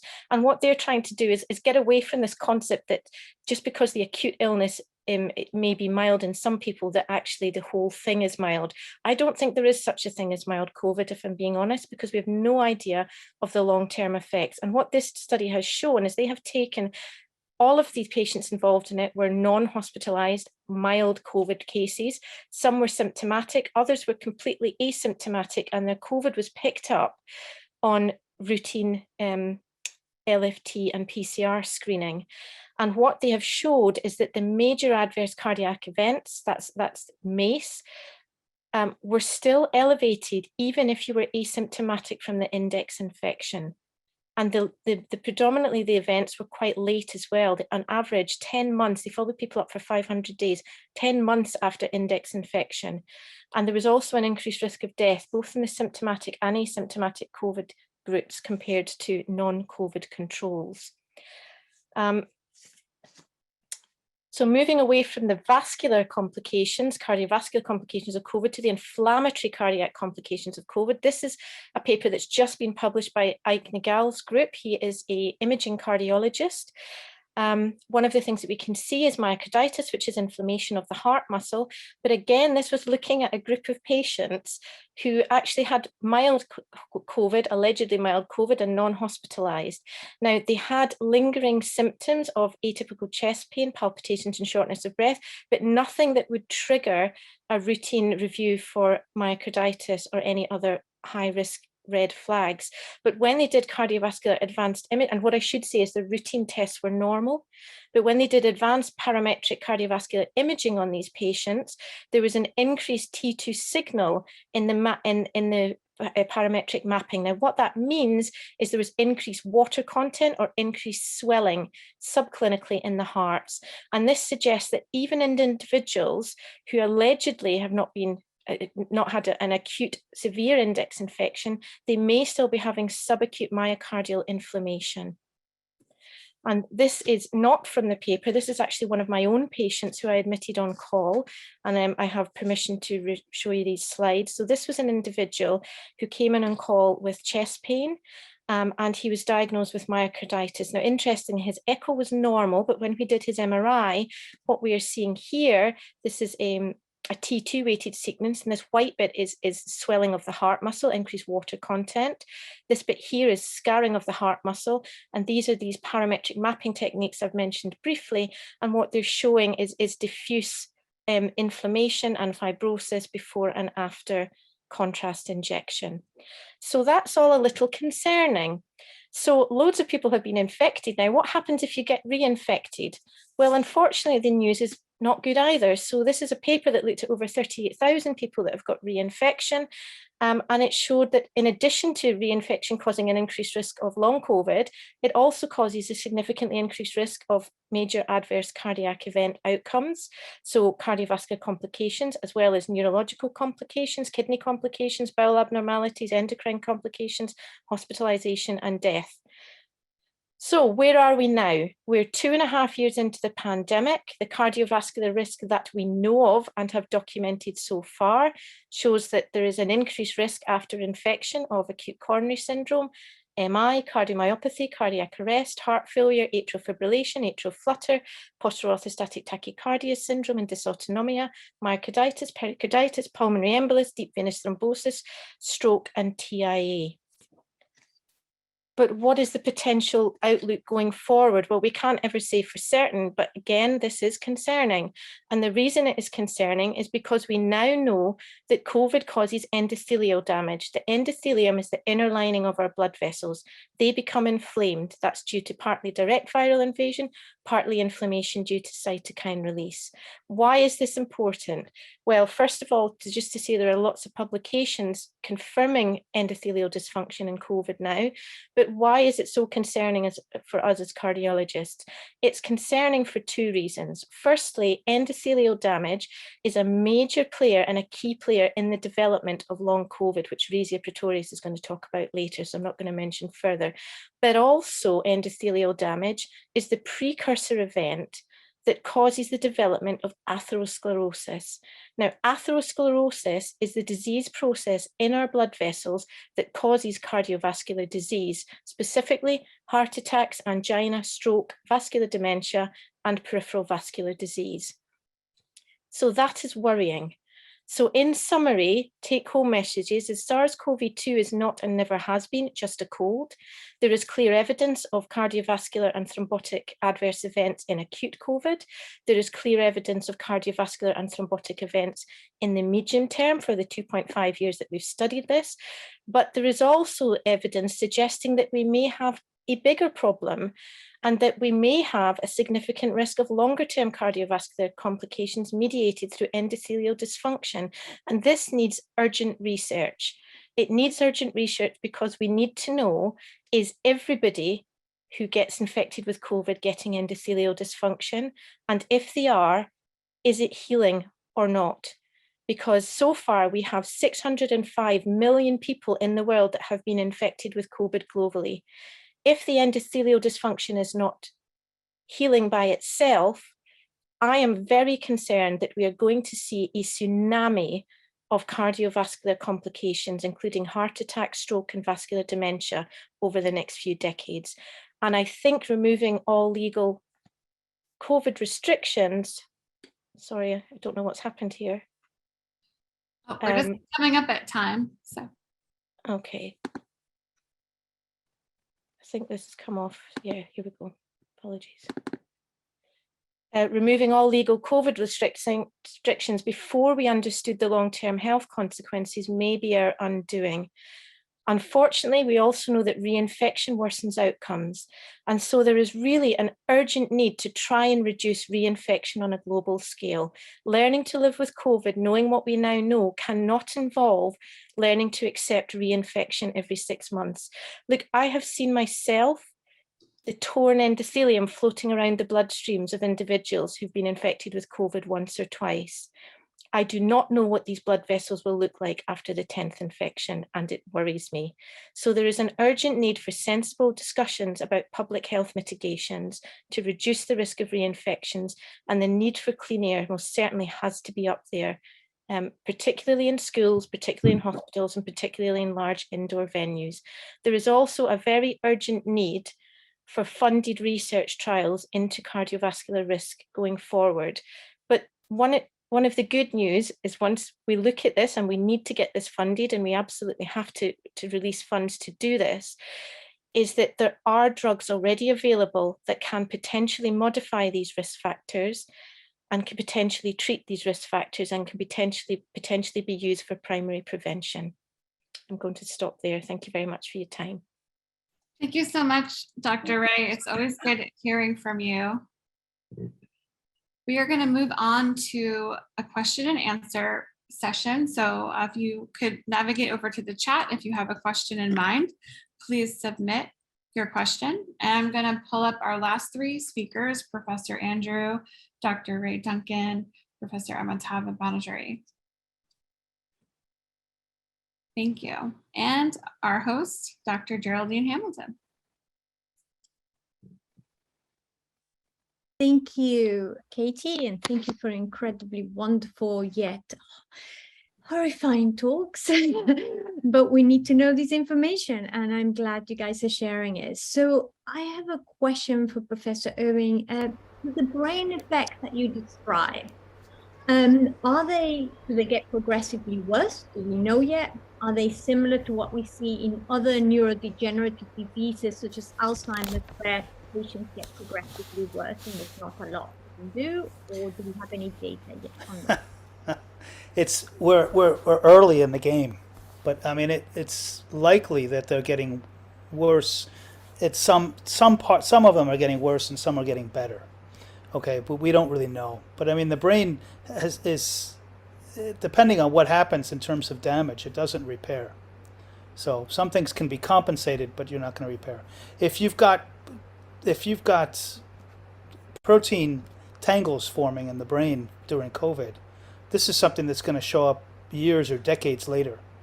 But I mean, we're talking about having 30 and 40-year-olds with Parkinson's or Alzheimer's disease, and this is there's already a lot of anecdotal reports from neurologists saying that they have an uptick in the number of people they're seeing in their early 40s, let's say, with Parkinson's or early Alzheimer's. And so Parkinson's is a little bit more controversial. There's a beautiful paper that just came out on looking at the different variants and the different aspects of what's happening, at least psychiatrically, are dramatically different between the variants. And so it just shows you how complicated it's going to be. But I think probably some part of it will be progressive and get worse, and some part of it will level out and not be so bad. I don't know. I think Professor Duncan's talk was much more scary than mine. Yeah, so I wanted to come to You're scaring the hell out of me. Dr. Duncan. So some of the very concerning cardiovascular and thrombotic effects that you described, we have a question from the audience: are those likely to also appear in children, and have you seen them in your own practice in pediatric cases? So the first thing I would say is I am not a pediatric cardiologist. I am an adult cardiologist, but I do some work with the Long COVID Kids charity. It's a bit early to say yet. We are involved in sorting out a trial in children to look specifically at endothelial abnormalities in kids to see how prevalent they are, because we don't know that yet. There is some anecdotal evidence from colleagues of mine in Germany who have looked at a few children, suggesting rather concerningly that there may be some issues with endothelial dysfunction and similar pathophysiology to we're seeing in the adults with microclotting, etc., which is obviously very concerning, and which is why I'm a very big proponent of clean air in schools, because I do not want our kids to be repeatedly infected every 3 to 6 months with this illness and end up potentially, and we don't know this for certain, but with blood vessels of a 90-year-old by the time they're 40. Yeah. So thank you, and we will look for the new research. And actually, to do with that, it seems from all of your presentations that we need to expedite the research to get more information. Dr. Banerjee, do you have any suggestions on how we could expedite that research? How can patients get involved in the clinical trials? How can we increase international collaboration to expedite the much needed data? Yeah, I can tell you, as we're going through it. We've started our trial in various sites around England, and the barriers are similar to pre-COVID research. The delays in getting access to data, delays in approvals, and delays in getting sites started. And of course, we need to have more funds and more priority given to long COVID research, because acute COVID research was a public health priority and was prioritized above other health research. But by the time people woke up to long COVID, the same speed has not been given to pushing long COVID research through. So I think, as I say, funding and priority is important. I think also that we need to remember that even with more money and more resource, it does take time. And anybody who tells you they understand everything and have got the cure for this is selling you snake oil, because it is complicated. Even the studies that we've been doing observationally, we need to have data ongoing 1 year, 2 years. We need to make sure we scan the different organs. We need to look at the brain. In our cover scan study, we couldn't comment on the brain because we scanned all the other organs. So we need to, as scientists, accept what we know and what we don't know. And as clinicians, we need to be pragmatic and get more done. But I think there are more and more trials starting. If as a patient, I hope that we do more collaboration across countries so that everybody has access to those trials. Because one thing that has been a side effect of allowing infection to affect our health system so badly is that even within my research team, the research nurses and clinicians at the different sites, they've been affected by COVID and long COVID, and that's actually delaying our capacity to do this research. So at no stage and in no circumstance is a high infection rate good for anybody. It is a lose-lose-lose scenario, even for research. And I would love to study long COVID quickly and get more patients into my trials, but the ideal would be to not have patients to bring into trials. And we seem to be trying to create this disease burden. Thank you. And we could take so many more questions, but we're going to have to move on to our next session. Thank you so much, everybody. And Katie will introduce our next session. Thank you. Thank you so much, speakers, and thank you, Dr. Hamilton, for running this session. We're going to be moving on to part 3 in one moment. We will be bringing up Professor Resia Pretorius.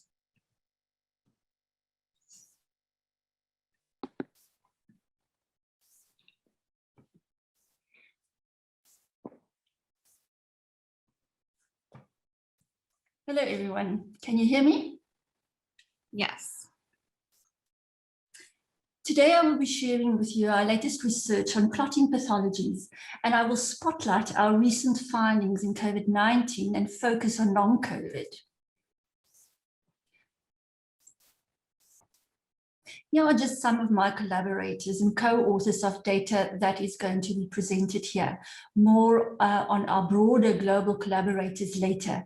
I just wish to point out Professor Douglas Kell. He's from the University of Liverpool, and he is a systems biologist. And then the clinician, Dr. Jakolobscher, who is also in the audience. He is a cardiologist from Mediclinic Stellenbosch, and a whole team of researchers, also data scientists from Stellenbosch University.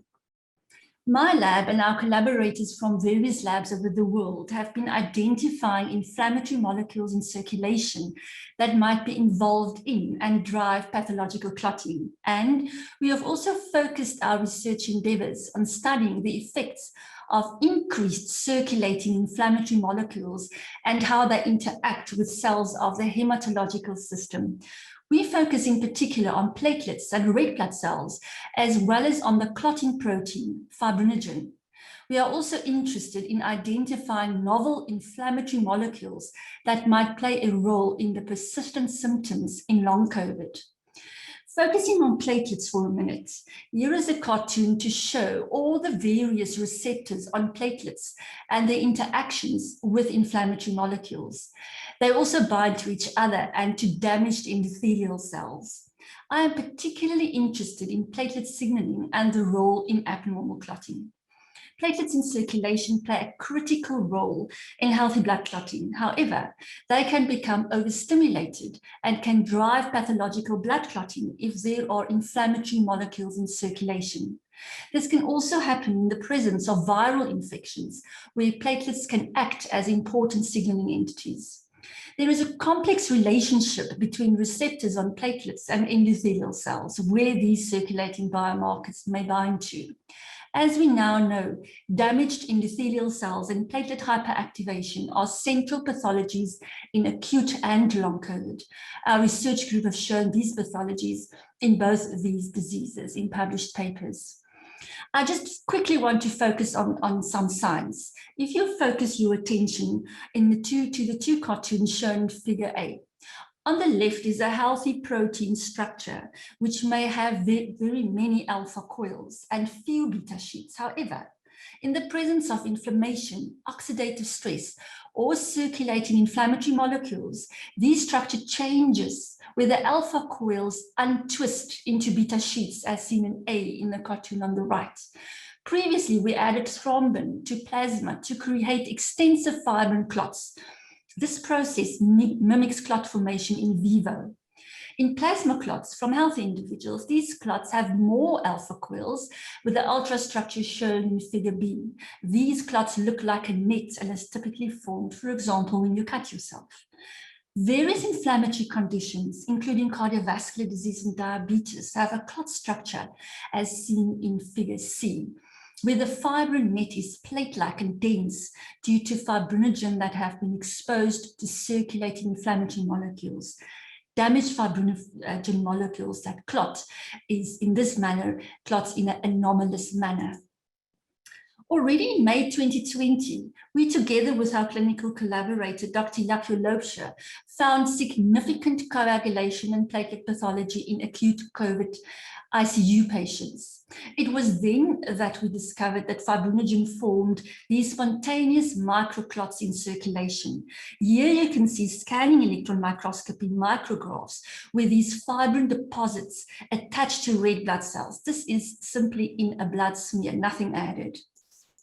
So early in 2021, we turned our attention to long COVID. We looked at blood samples from patients and soon realized that there are persistent microclots and widespread endothelial and platelet dysfunction in these patients too.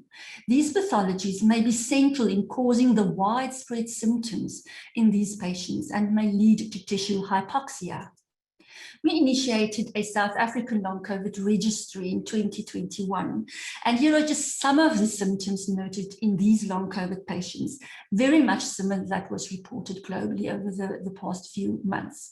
And here's brain fog, concentration issues, forgetfulness, constant fatigue. Those are the symptoms we also report in South Africa. Most prevalent comorbidities are high blood pressure, high cholesterol, rheumatoid arthritis, and type 2 diabetes. We also looked at blood samples from these patients and compared results to samples from healthy individuals. On the left, you can see platelets from healthy patients, and on the right, platelets from patients suffering from long COVID. Large platelet clumps can be seen. We also planned an experiment where we looked at proteomics, where we find proteins trapped inside these microclots, and we compared healthy plasma versus type 2 diabetes, acute COVID and long COVID. We added the diabetes samples as we know that people suffering from diabetes are more prone to severe COVID symptoms. For these proteomics analysis, we prepared plasma and we followed a first trypsin digestion step. To our surprise, we found a visible deposit at the bottom of the tube in acute COVID as well as long COVID, but not in the diabetes and also not in control samples. Plasma proteins, therefore, were fully digested in controls and diabetes, suggesting that trypsin could degrade all, or at least in most of the proteins in the controls and the diabetes. For proteomics, we then filtered the sample and we also digested it further and then we could indeed solubilize the undigested pellet. When we viewed the unfiltered supernatant after the first digestion step using fluorescent microscopy, we noted that patients with type 2 diabetes and plasma from healthy patients digested fully and we couldn't find any signal. The signal we are referring to is the green signal. And you could see that in the micrographs on the top left. In contrast, there were still numerous microclots in plasma from patients with both acute COVID and long COVID. After the second digestion step, we then could digest the microclots and we searched for molecules. We detected various inflammatory molecules that were substantially increased inside the microclots of the COVID and acute COVID and the long COVID versus the equivalent volume of the fluid in the controls. Of particular interest was a substantial increase of alpha-2 antiplasmin, fibrinogen chains, as well as von Willebrand factor. And here's just a diagram for the clotting cascade, and not going into much detail, but look at where alpha-2 antiplasmin has an effect. It prevents clot breakdown. So the lack of breakdown of these persistent clots may have significant clinical value. Here is a simplified diagram of our take on explaining clot formation and then also breakdown. And if you look at this diagram, during acute COVID-19, spike protein induces the microclots that are more resistant to clot breakdown, as we have discovered. But in some individuals, during the recovery process, healthy fibrinolysis will happen as it should, and these individuals will then return to health. However, in some individuals, we now know 10 to 30%, healthy fibrinolysis will not happen. A lack of breakdown of fibrinolysis in long-COVID patients may result in a persistent failed fibrinolytic system. We just completed a larger proteomic study where we looked at 100 long COVID and 30 controls, the researchers in press in cardiovascular diabetology. Some of our most noteworthy findings include a downregulation of the molecule kallikrein, an upregulation of platelet factor 4, once again von Willebrand factor, and marginal upregulation of, again, alpha-2 antiplasmin. If you return to the clotting pathway diagram, you can see where these molecules play a significant role, and all points to decreased fibrinolysis and eventually fibrinolytic failure. We also found a significant presence of antibodies this time entrapped inside the microclots when we searched for it. I just wish to return to some of the latest research from other groups. Here is a document from the US government where microclot presence, viral persistence, autoantibodies were recognized as central pathologies to look into in finding answers in long-COVID. And this is really important. I'm also happy to report our work was featured in Science in June, as well as recently featured in Nature. And to conclude, just the way forward, together with our team of international collaborators, we will report back soon on more laboratory results for long COVID. Researchers at Sheffield Hallam, as well as University of Manchester, have confirmed microclots in long COVID patients and could correlate the degree of microclot presence to disease severity. Dr. Binita Kane and Dr. Ray Duncan, which talked before me, are involved here. We desperately need clinical trials on treatment that combine prevention of microclot formation and platelet hyperactivation. Treating only the one and not the other will perpetuate vascular damage. And just my final comment to report from the WHO panel meeting earlier this week, where I was a panel member. We are currently formulating the case definition for long COVID in children. Thank you for allowing me to share our research with you. Thank you so much, Professor Resia. I just want to mention that Professor is a researcher and a distinguished professor and chair of the Department of Physiological Science at the Stellenbosch University in South Africa. So thank you so much for joining us today. We're going to be hearing now from Carmen Scheibenbogen. I'm going to have you come up here. Yes, hello. Good evening from Germany, or good afternoon to you. Thank you. Let me introduce you. So Professor Carmen Scheibenbogen is a hemato-oncologist and professor of clinical immunology at the Institute of Medical Immunology at Charité Berlin. She is a co-founder of the cost-funded European Network for MECFS Euromen, the Charity Fatigue Center, and the Post-COVID Network. She has co-authored more than 200 peer-reviewed papers with a focus on MECFS, T-cell immunology, and cancer vaccines. Thank you so much, Professor. Yeah, thank you for this invitation. It's a pleasure to present you our recent studies on post-COVID MECFS. And we actually at Charité have a long-standing experience in post-infectious MECFS.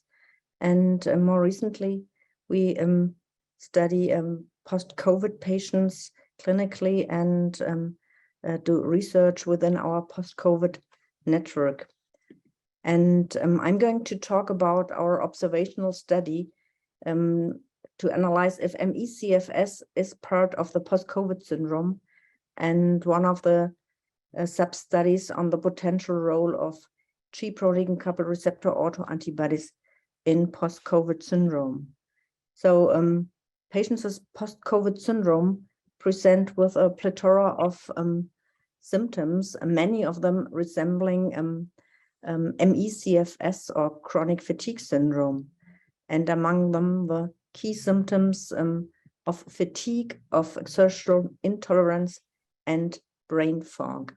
So we performed prospective observational studies, seeing patients presenting with these three key symptoms and analyzing these patients in a team of interdisciplinary physicians for potential comorbidities, assessing symptom severities, doing various laboratory studies, and looked for the presence of ME/CFS using the Canadian consensus criteria.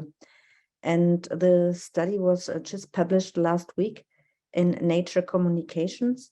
And the main finding of the studies is that COVID can indeed trigger ME/CFS, very similar to ME/CFS we have known for a long time, triggered by other infections like EBV. And it's mostly in patients following so-called mild COVID. However, looking at these criteria of fatigue and exertion intolerance, we could define another post-COVID subset with very similar symptoms. And the main difference is that they had a shorter post-exertional malaise. For those who are not familiar with ME/CFS, that describes that even minor exertion can lead to disease aggravation, lasting per definition in ME/CFS at least until the next day. And in this other subset, patients reported on having exertion intolerance as well, but this usually was shorter, and they usually recovered within the same day. So this patient group were younger people with a predominance of females, and they were quite sick. So 50% of these patients were unable to work. The first time we saw these patients was at month 6 after infection. We've been following these patients now for more than 2 years, and we couldn't actually change the disease course with the symptomatic treatment. So many of them are still very sick, and the most severe of them are bedridden, and the presentation and the disease course is very similar to our other post-infectious ME/CFS patients. So coming to the role of the G-protein coupled receptor autoantibodies, we have been interested in these antibodies in ME/CFS for many years. They are fascinating because they are natural regulatory antibodies, so we all do have them, and most of them are agonistic, so they stimulate the receptors they target. We know now that they are dysregulated in many diseases, and if we have altered levels, this may either indicate a homeostatic response to receptor activation or indicate autoantibody dysfunction. In ME/CFS, we know that beta-2 receptor adrenergic antibodies are elevated in a subset and are dysfunctional. We did a recent study showing that they correlate well with severity of symptoms, and first trials also provides evidence that autoantibody depletion is effective in ME/CFS and post-COVID syndrome and leads to a sustained drop of beta-2 adrenergic receptor antibodies. So the study we performed in the post-COVID patients, and we just published this study as well in Frontiers Immunology, is straightforward. So we analyzed levels of a total of 20 G-protein coupled receptor antibodies in these 2 cohorts of post-COVID symptom patients, and in healthy controls, those who had COVID but completely recovered, and those who never had COVID. And these antibodies do target various receptors, and to cut it short, the main function of these receptors is to control the cardiovascular symptom and to control inflammatory pathways. So what did we see? We found that several of these antibodies are dysregulated, so that network connections were altered. Some of these antibodies were actually lower in post-COVID patients. And the most striking finding is that we found that they do correlate with symptom severity. This is depicted here in this figure for fatigue. And what you see here is the correlation coefficient of the severity of fatigue with the level of these antibodies we analyzed. And in dark, the dark columns represent the patients fulfilling the Canadian criteria for MECFS, and the gray are the patients not fulfilling the criteria. So we found a correlation of several of these antibodies, including adrenergic antibodies and muscarine acetylcholine antibody receptors, but also angiotensin, with the severity of fatigue. Looking into cognitive impairment, we had a different picture. Here only antibodies to PAR and CX3 receptor and stabilin did correlate with severity of cognitive impairment, pointing probably to an inflammatory mechanism. And again, only in those who have the full clinical picture of MECFS, but not in the others. And most strikingly is many of the post-COVID patients actually present with Raynaud symptoms. And here we found a strong correlation in those, again, with the MECFS phenotype, and the strongest was for the beta-2 receptor antibody, which we have been studying for a while in post-infectious MECFS and have evidence already that it's impaired in its function. So we did also some studies on endothelial function in these patients, and to sum up our studies, which are also published already, is that in these young patients following 6 months after COVID, we have already evidence for endothelial dysfunction by a technique, the EndoPET analysis, where we analyze the function of the capillaries in the fingers. We find various endothelial biomarkers altered. Most remarkably is that endothelin levels are upregulated in both of these cohorts, indicating hypoperfusion of endothelial vessels. And we also could observe that sera from these patients does impair nitric oxide mediated pathways when studying them in vitro in endothelial cells. So to sum up our findings, we know that MECFS is part of the post-COVID syndrome using the strict Canadian consensus criteria.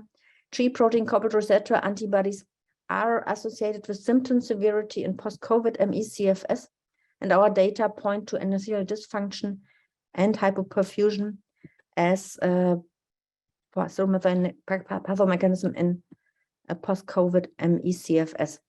This slide is to acknowledge my co-workers and our funding. Antibodies were determined with the assays from Celltrend, and this is our fatigue center at Charité, where we have a site we provide a lot of information for patients and physicians, and also have regularly educations.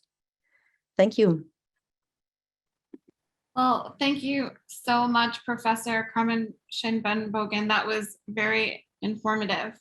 Next up, we have Professor Diane Griffin. So I'm going to bring up Professor Diane up to the stage. Let's see. Here we go. One moment, I'm going to introduce you. All right. Professor Diane Griffin is from the University Distinguished Service Professor in the Department of Molecular Microbiology and Immunology at the Johns Hopkins Bloomberg School of Public Health.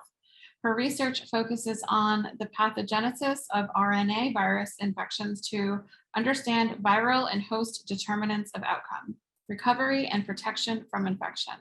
She has had a long-term interest in the role of viral RNA persistence after apparent recovery from infection.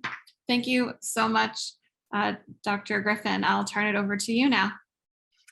Okay, well, thank you and for the opportunity. I'm going to give a perspective on RNA persistence and recovery from acute RNA virus infections. And first, some examples of studies that we've done, and then how it may relate and likely relates, we think, to long COVID and the complications after SARS-CoV-2 infection. So we've studied the first observation that RNA was not cleared after what was apparently acute virus infection was in studying encephalitis with alpha viruses, where the target cells are neurons. And so these are long-lived cells that obviously the host can afford to do without. So recovery from virus infection of these types of cells, here seen motor neurons infected with alpha virus, require the immune system to have a non-cytolytic approach to controlling virus infections.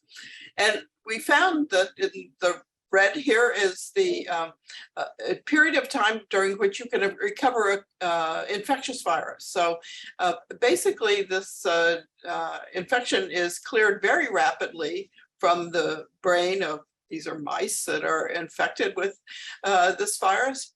However, if you look at the RNA for the virus, you find that it's cleared very slowly and actually is not completely cleared, so that it's present for the life of the animal.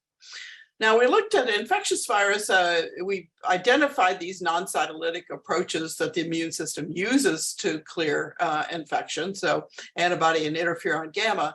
And so the infected neurons survive from infection, and then are the source then of this RNA that's persistent for long periods of time.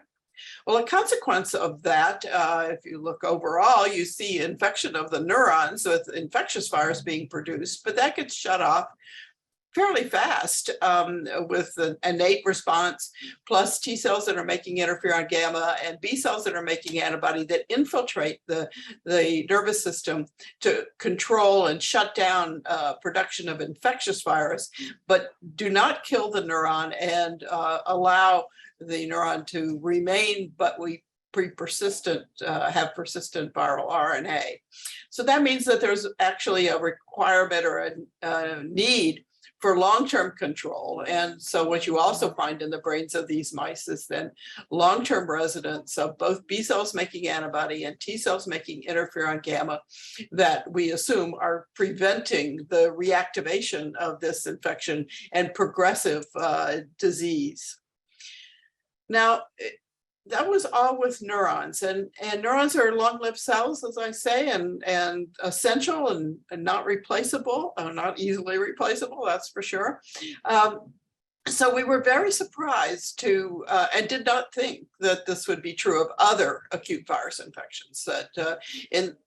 So this is the case of measles, which I think is most relevant to thinking about SARS-CoV-2 and long COVID.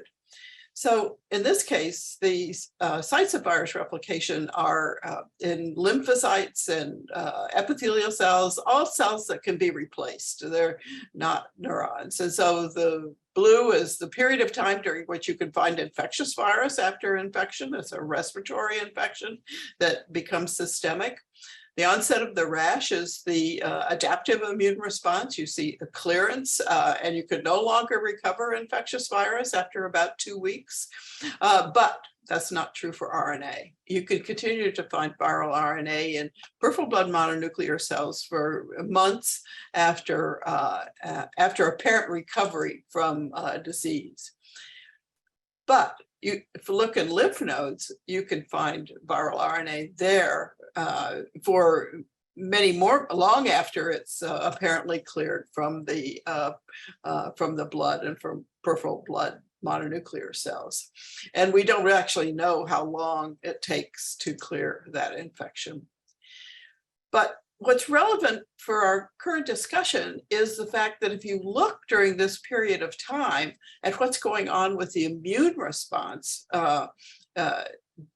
after apparent recovery from the acute infection, there's a lot going on. So early on, you find interferon gamma T cells.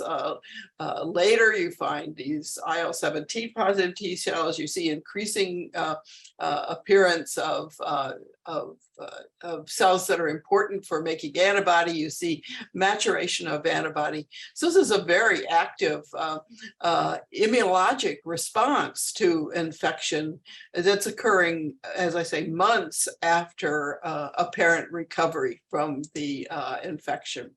And for measles, it's also relevant that it's an immunosuppressive disease. And so this persistence of RNA may well be very important for the alterations of immune responses that are seen for, again, years after recovery from measles.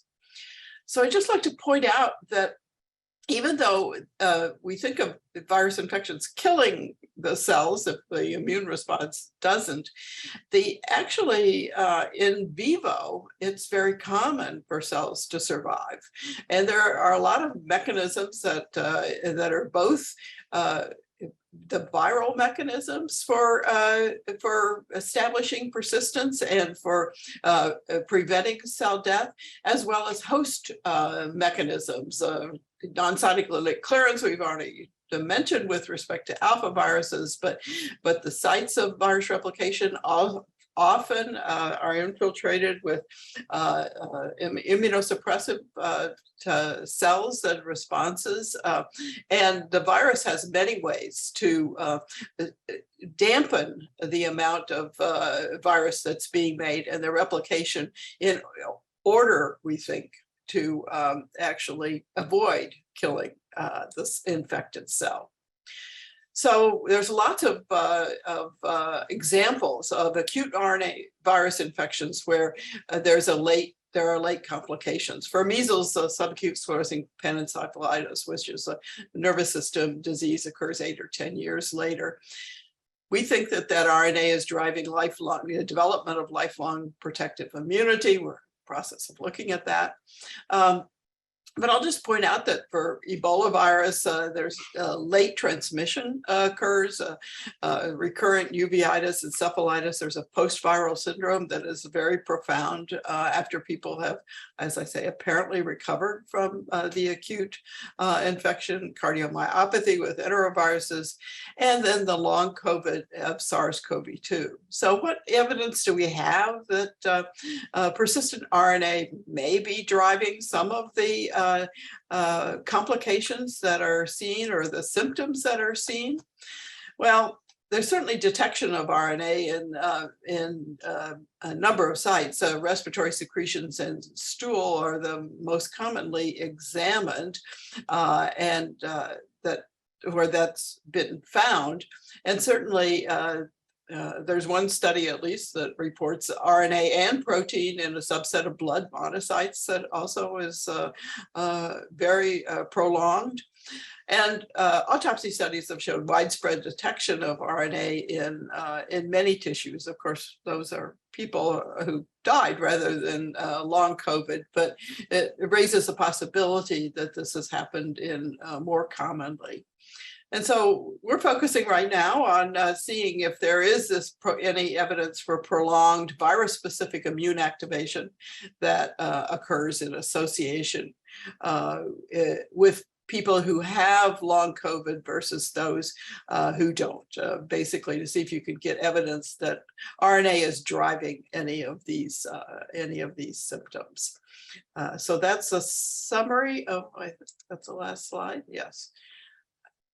So in conclusion, basically, persistence of viral RNA after acute infections is common. I personally think that it's the rule that it usually occurs. Both viral and host mechanisms foster suppression of production of infectious virus and survival of infected cells. And there are consequences that are varied and host and virus dependent, depends on where this is happening, the characteristics of the virus itself. But we know that cellular dysfunction can be progressive. Persistent cytokine chemokine production is possible. Long-term recurrent stimulation of adaptive immune responses, late reactivation of infectious virus production, and unexpected transmission are all potential consequences. So I think that it certainly is conceptually possible that long COVID is being driven, although with the various pathogenic mechanisms may be related to the persistence of viral RNA. Thank you. Quit sharing here.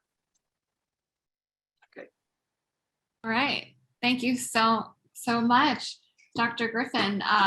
We will now be moving to the question and answer session. So I'm going to be bringing on to the stage, well, Diane, you can stay. Okay. I will. And, Professor Carmen Scheibenbogen and Resia Pretorius. And our moderator, Dr. Geraldine Hamilton.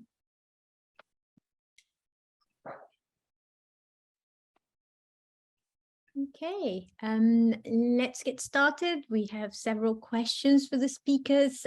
Thank you for your talks again. Professor Pretorius, your data seems to clearly indicate the impact on platelets. These are cells in our blood that are very important in the regulation of blood clotting, and they've been implicated in inflammation and so forth.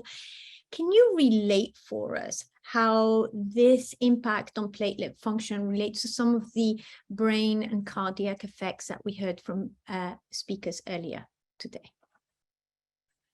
Platelets, they are central when you look at blood clotting, and they also form complexes within cells when they're damaged, and they can form complexes with immune cells as well as endothelial cells.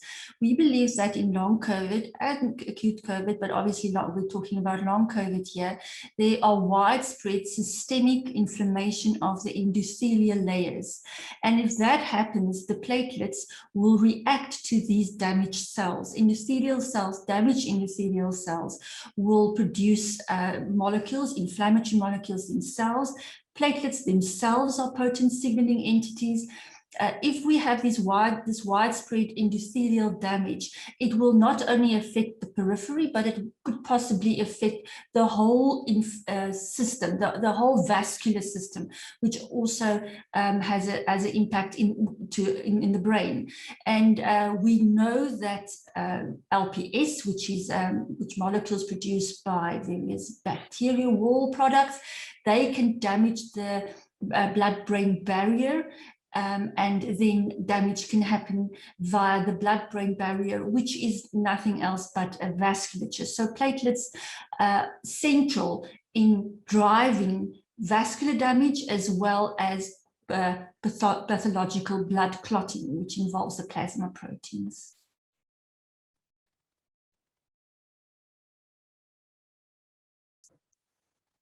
You are muted. You must be muted. I'm muted. It had to happen at least once during the whole event, of course. The next question is for Professor Scheibenbogen. I don't think I pronounced that right. Please do correct me. The question is regarding the G protein coupled receptors that you mentioned. You stated that these antibodies that are associated with symptom severity for long COVID. Do you think they offer the potential for development of a biomarker, i.e. things we can easily measure in the blood? Can they be measured in a clinical setting right now? And could they offer a possibility for therapeutic development, which we realize even if they do, it would take a long time, but are these feasible? Yeah, thanks for this important question, and you perfectly pronounced my name. Actually, we tested in the study the diagnostic suitability, and by combining several antibodies, we can reach a quite good diagnostic accuracy. But as this was only a small cohort, we definitely need to analyze larger cohorts to see if this holds true before we can think about developing this as a diagnostic test. Regarding therapy, we in the past did already trials targeting autoantibodies in post-infectious ME/CFS. So we did trials with high-dose IgG and with immunoabsorption. That's a technique with which you can wash out all immunoglobulins. In patients with ME/CFS, we observed a rapid symptom improvement using this technique. These were, however, only 2 small studies, and the planned larger study we wanted to perform was in 2020. And then the pandemic came and we had to postpone it. But now we started again with immunoabsorption, and we currently do a first trial in post-COVID ME/CFS, and we hope to have first cohort studied end of this year, and this will tell us probably very rapidly which role these autoantibodies or autoantibodies in general do play in these patients, because immunoabsorption usually leads to rapid improvement of disease. Although it's usually not sustained, it would be important to see if we are right with our concept that autoantibodies do play a major role, especially in the subset of post-COVID patients fulfilling ME/CFS criteria. Thank you. And my next question is for Professor Griffin. So you beautifully described the potential for viral RNA persistence in cells. We see evidence in other viruses, and this, you suggest that this may be happening too with SARS-CoV-2. I'd like for you to describe how you think that is then linking to some of the inflammatory effects we see with long COVID and potential things that a patient could experience that may reactivate an infection as well. Well, I think that the fact that the RNA is around, and although there's been controversy over whether the actual virus could continue to could reactivate and become infectious again, I think that most of the evidence is that protein is being made, and that's what the immune system is going to be responding to. And so both the production of and stimulation of immune responses that can be local. I think one of the things that we don't really have a good handle on for long COVID and the potential for a viral RNA to be driving many of the symptoms, which can include the abnormalities with the endothelial cells and platelets, and actually as a scenario for producing autoantibodies because of the dysregulation of the immune response that's likely to be happening in local tissue, and people have looked mainly in the respiratory tract, which makes sense. But I think there's a lot of evidence that this is a systemic disease in many people, and the sites where these the stimulation is ongoing, I think, is not clear, and that's hard if you're studying people who are alive and having particular symptoms. To sample lots of sites is difficult. I mean, it's prohibitive. So I think we have to look for other evidence that that's the ongoing process, and it would lead to the possibility that antivirals would be useful late. I don't know those things, but I think there are trials, or there are likely to be trials to at least look at that. But right now, finding some evidence that this is a likely driver for many of the late consequences, I think, is the important thing. And I'll emphasize the need for research. Yes, indeed, and funding for that. And funding, right, Funding for absolutely, that. absolutely, right. All right, thank you very much, everybody, and we will be moving on to our next session. Thank you.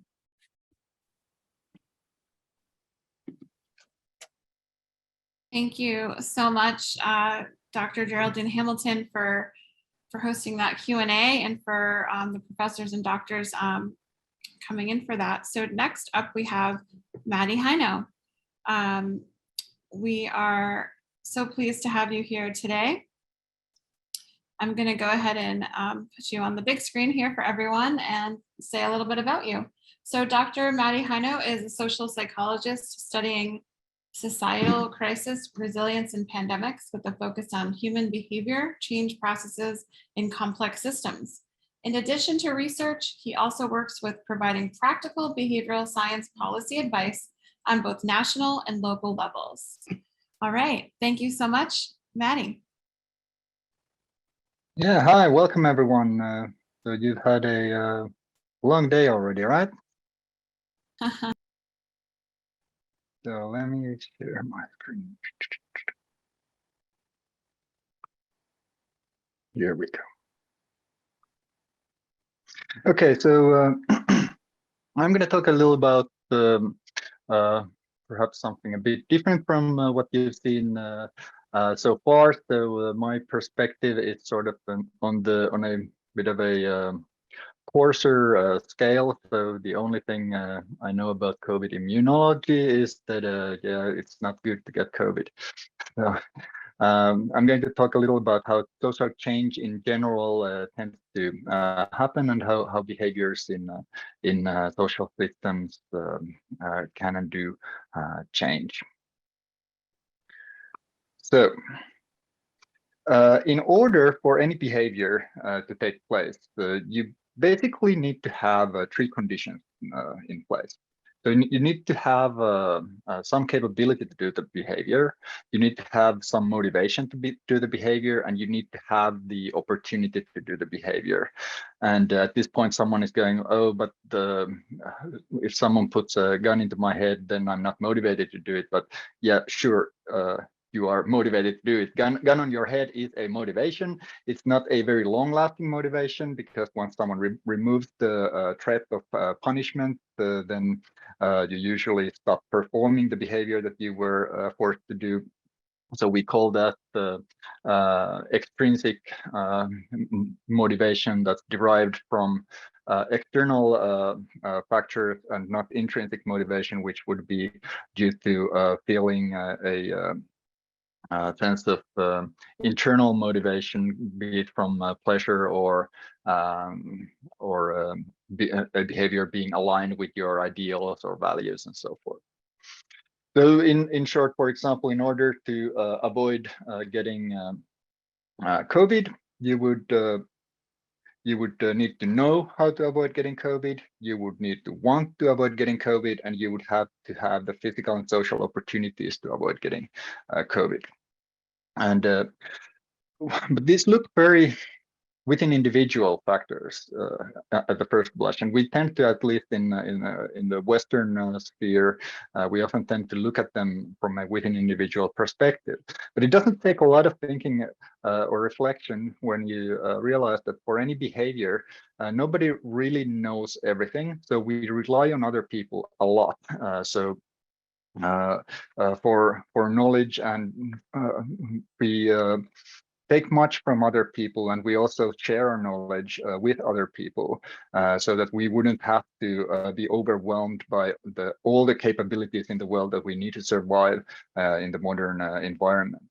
And also much of motivation comes from observing others around us. So what we all constantly do is we look at what other people are doing, and often implicitly we derive from that a judgment about whether this behavior is sensible or not, or safe or not, and so forth. And the physical and social opportunities to do something, so resources, social approval, and so forth, they always, of course, involve other people. So just to put it shortly, is that we are mentally and physically integrated with the people around us. So we are not as individualistic as we would often like to think of us being sort of islands in a vast sea. And this sort of implies that we need to find ways to work with the people in our community, not against them, and do that without risking ostracism. And I'll come back to that a little later. The next thing I wanted to talk about was collective illusions. So this is a term that Todd Rose has done a great service in popularizing in his book of the same name that came out this year. So a collective illusion is the situation where the majority of people in a group end up doing something that none of them privately agree with, because everyone just incorrectly infers that the group wants something that they privately don't. And I'll give an example of this. So you have a bunch of people here sitting on a table, maybe it's a workplace, and there's this one guy, everyone knows he's super smart because he has a big head. And so he says, everyone should just return to work on site. After all, the pandemic is over. And I think everyone kind of gets quiet and no one says anything. And so this guy thinks, oh, well, no one's saying really anything. So I guess they agree. And this is, of course, this is not a problem. It becomes a problem when everyone actually thinks the same way. And so now all of these people think that this is the group's consensus, and they may not have any willingness to start questioning their idea. And we are actually really bad at deriving group consensus from implicit cues. So it's okay to disagree with our community's views, but we shouldn't just assume what those views are. And we can't really resolve any issues on the societal level if we don't understand what the issues actually are. If we are just thinking that, oh, it's just me who is crazy and everyone else thinks something else. And then a third and last idea that I wanted to bring here is is an idea about how change happens. So we can have gradual change or linear change, and we can have abrupt change or non-linear change, if you wish. So here we have the acceptance of an idea in a society. So the more time goes on, the more the acceptance grows. And so this happens sort of steadily and nicely. And so if we need, we have a sort of time to adapt, and we can predict quite nicely, okay, so what's going to happen next. And so we have time to make adaptations and reparations if something goes wrong. But often what happens in these sorts of social systems is that the ideas actually spread like this. So that first you have nothing happening, and then suddenly all the change happens almost at once. And a way to understand why this happens in this way is that is via the metaphor of attractor landscape. So there's a mathematical underpinning that I'm using this here just as a framework of understanding this process. So we have this resembles a society with two states. So these valleys here are states and or attractors. And so this attractor means that the long COVID requires action, and this is that long COVID is not an issue. So most of society thinks that long COVID isn't an issue, and this ball represents the state of the society at this particular point of time. And what can happen if we sort of if we go to this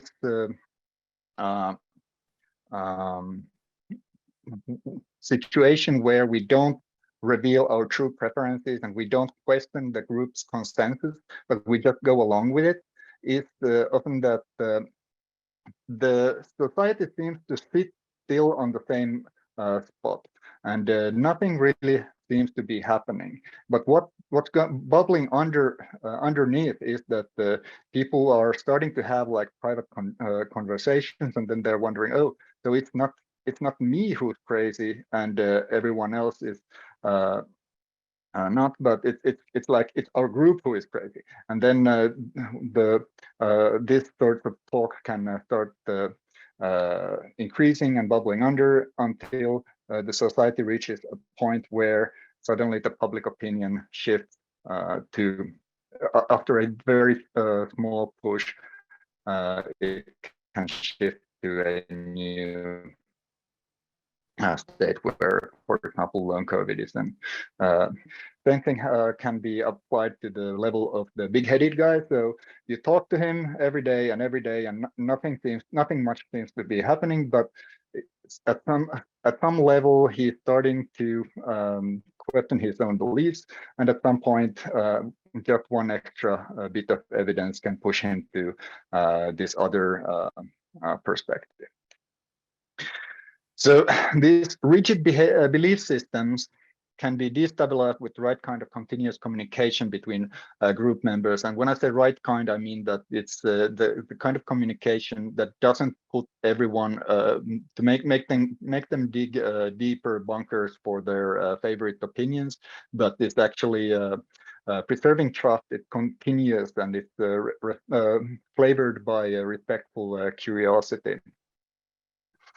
And so one way to do this is that if you consider the same situation as earlier, but now this person kind of says that, well, expresses uncertainty. So says that they haven't made up their mind about this, and that there is, on the one hand, it's this, and on the other hand, it's that, because very often we see these things and these opinions, they are very black and white, so very dichotomous, and exposing the dichotomies and trying to bring more nuance into them, and expressing uncertainty is something that seldom you risk ostracism from a group or a community if you say that you haven't made up your mind yet. So there are a few things we can do alone, and we can work with our communities. Ingrained beliefs can lead to gradual change, and we can break these collective illusions by voicing uncertainty. And that's all I had to say for now. All right, wonderful. Thank you so much, Dr. Maddie Heino, for that presentation. Jason has dropped the questions for the form questionnaire is right in the chat. So please drop your questions there. We're going to be moving to Dr. Cecile Phillip. Hi. Hi. Can you hear me? It's a little bit quiet. Let me spotlight you. Okay, can you hear me well, or I put my headphone on?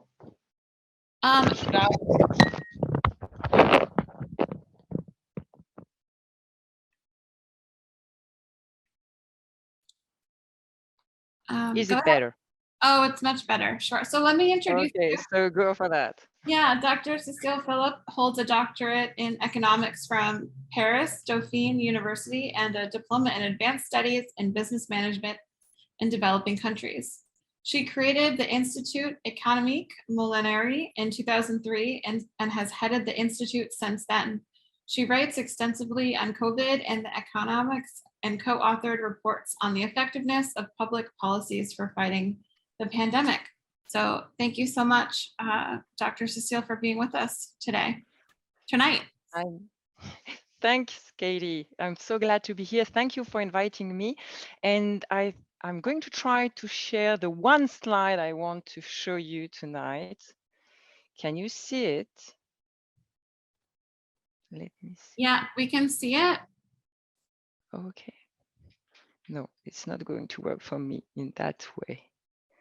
Okay. It looks so that I can... perfect. Okay, so actually, that slide summarizes what I want to tell you tonight. So above the sea level, you have what we've seen, death and hospitalization. And under the sea level, the implication of COVID, and they are absolutely enormous on the economy and society. And this is what I want to tell you. And maybe I'm not going to share my screen too long, because actually it's that one slide. But the thing is that the invisible is so huge, and I'm going to explain why. What we need to understand is that long COVID is the symptom that COVID is a societal problem that needs to be dealt with. And the reason why is because it is destroying the trust in the system we are living in. This system, it's the capitalist system, we like it or not, but this is a system we are living in. And actually COVID destroys us, so we destroys it.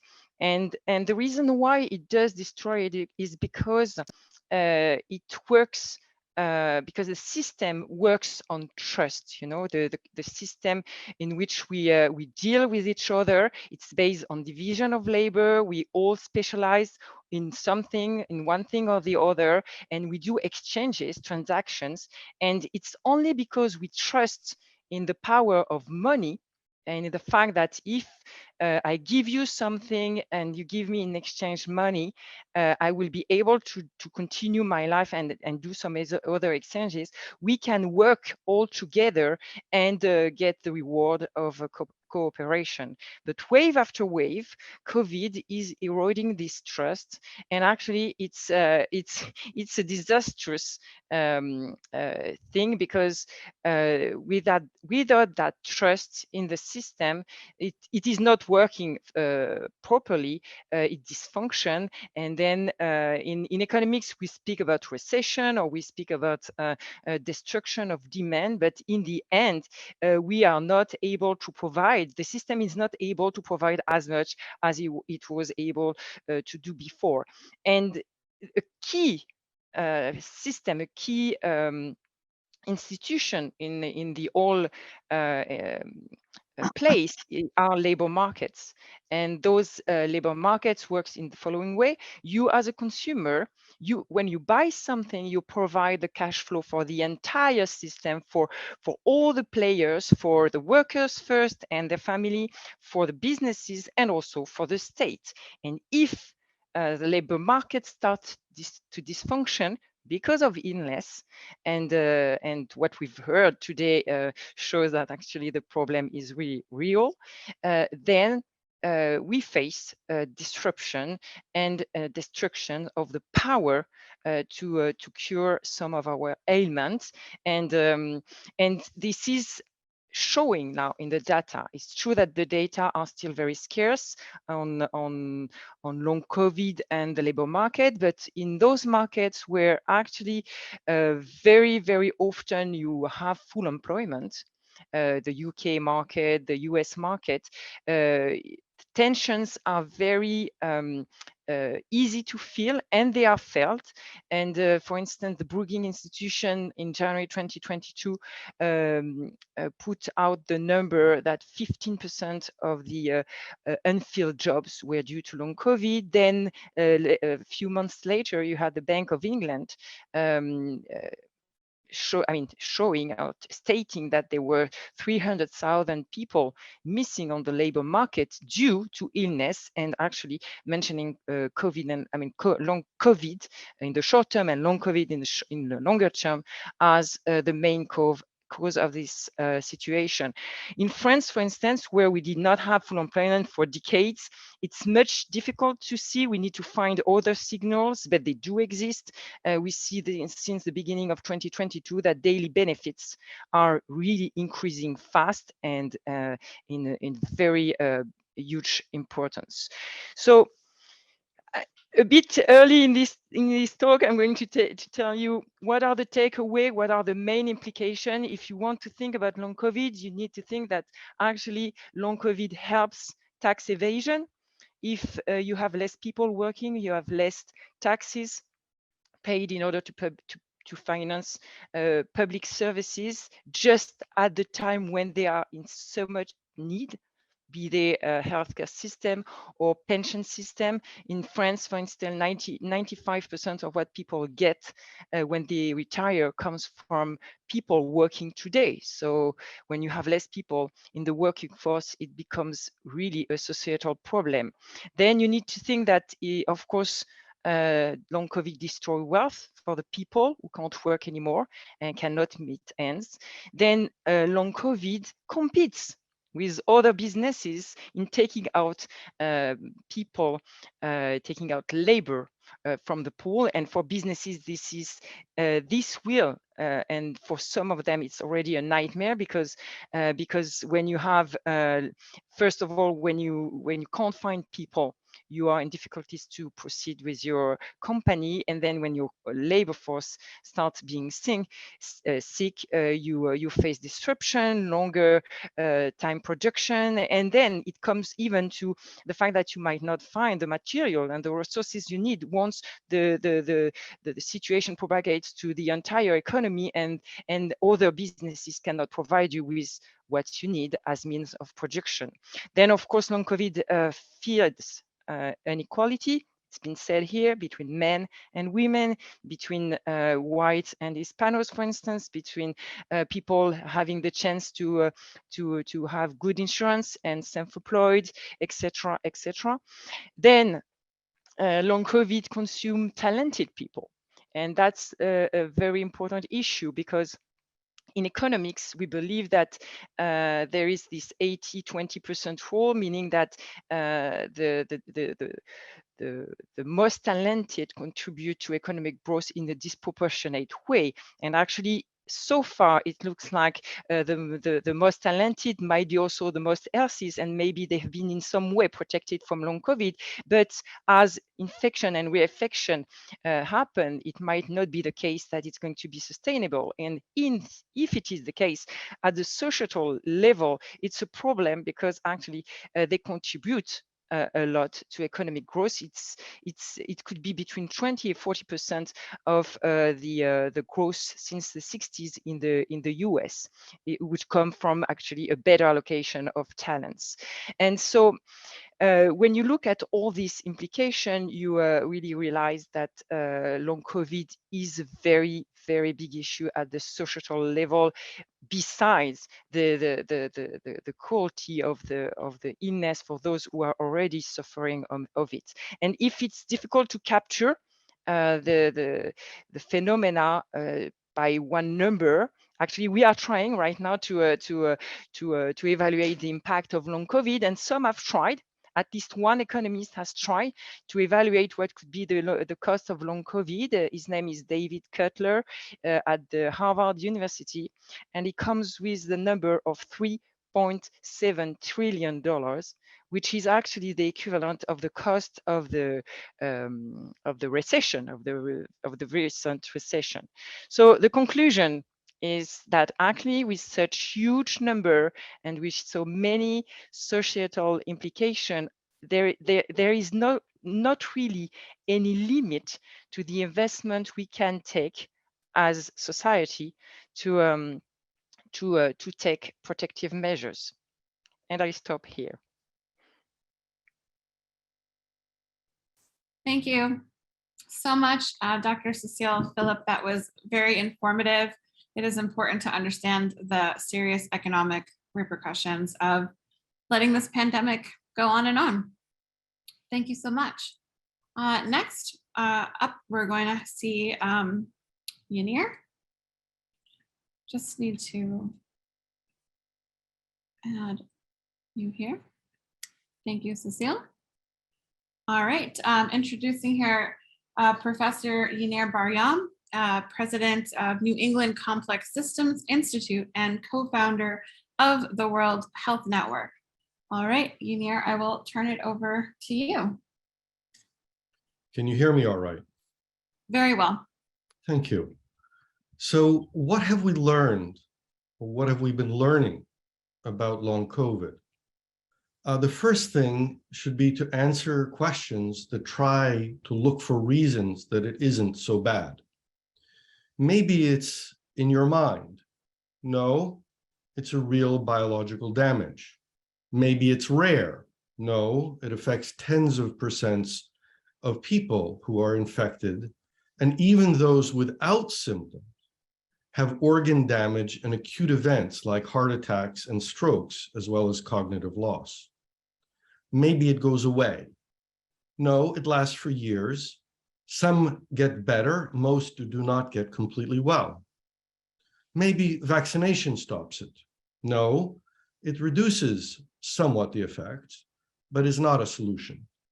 Maybe getting infected protects you has been one of the ideas.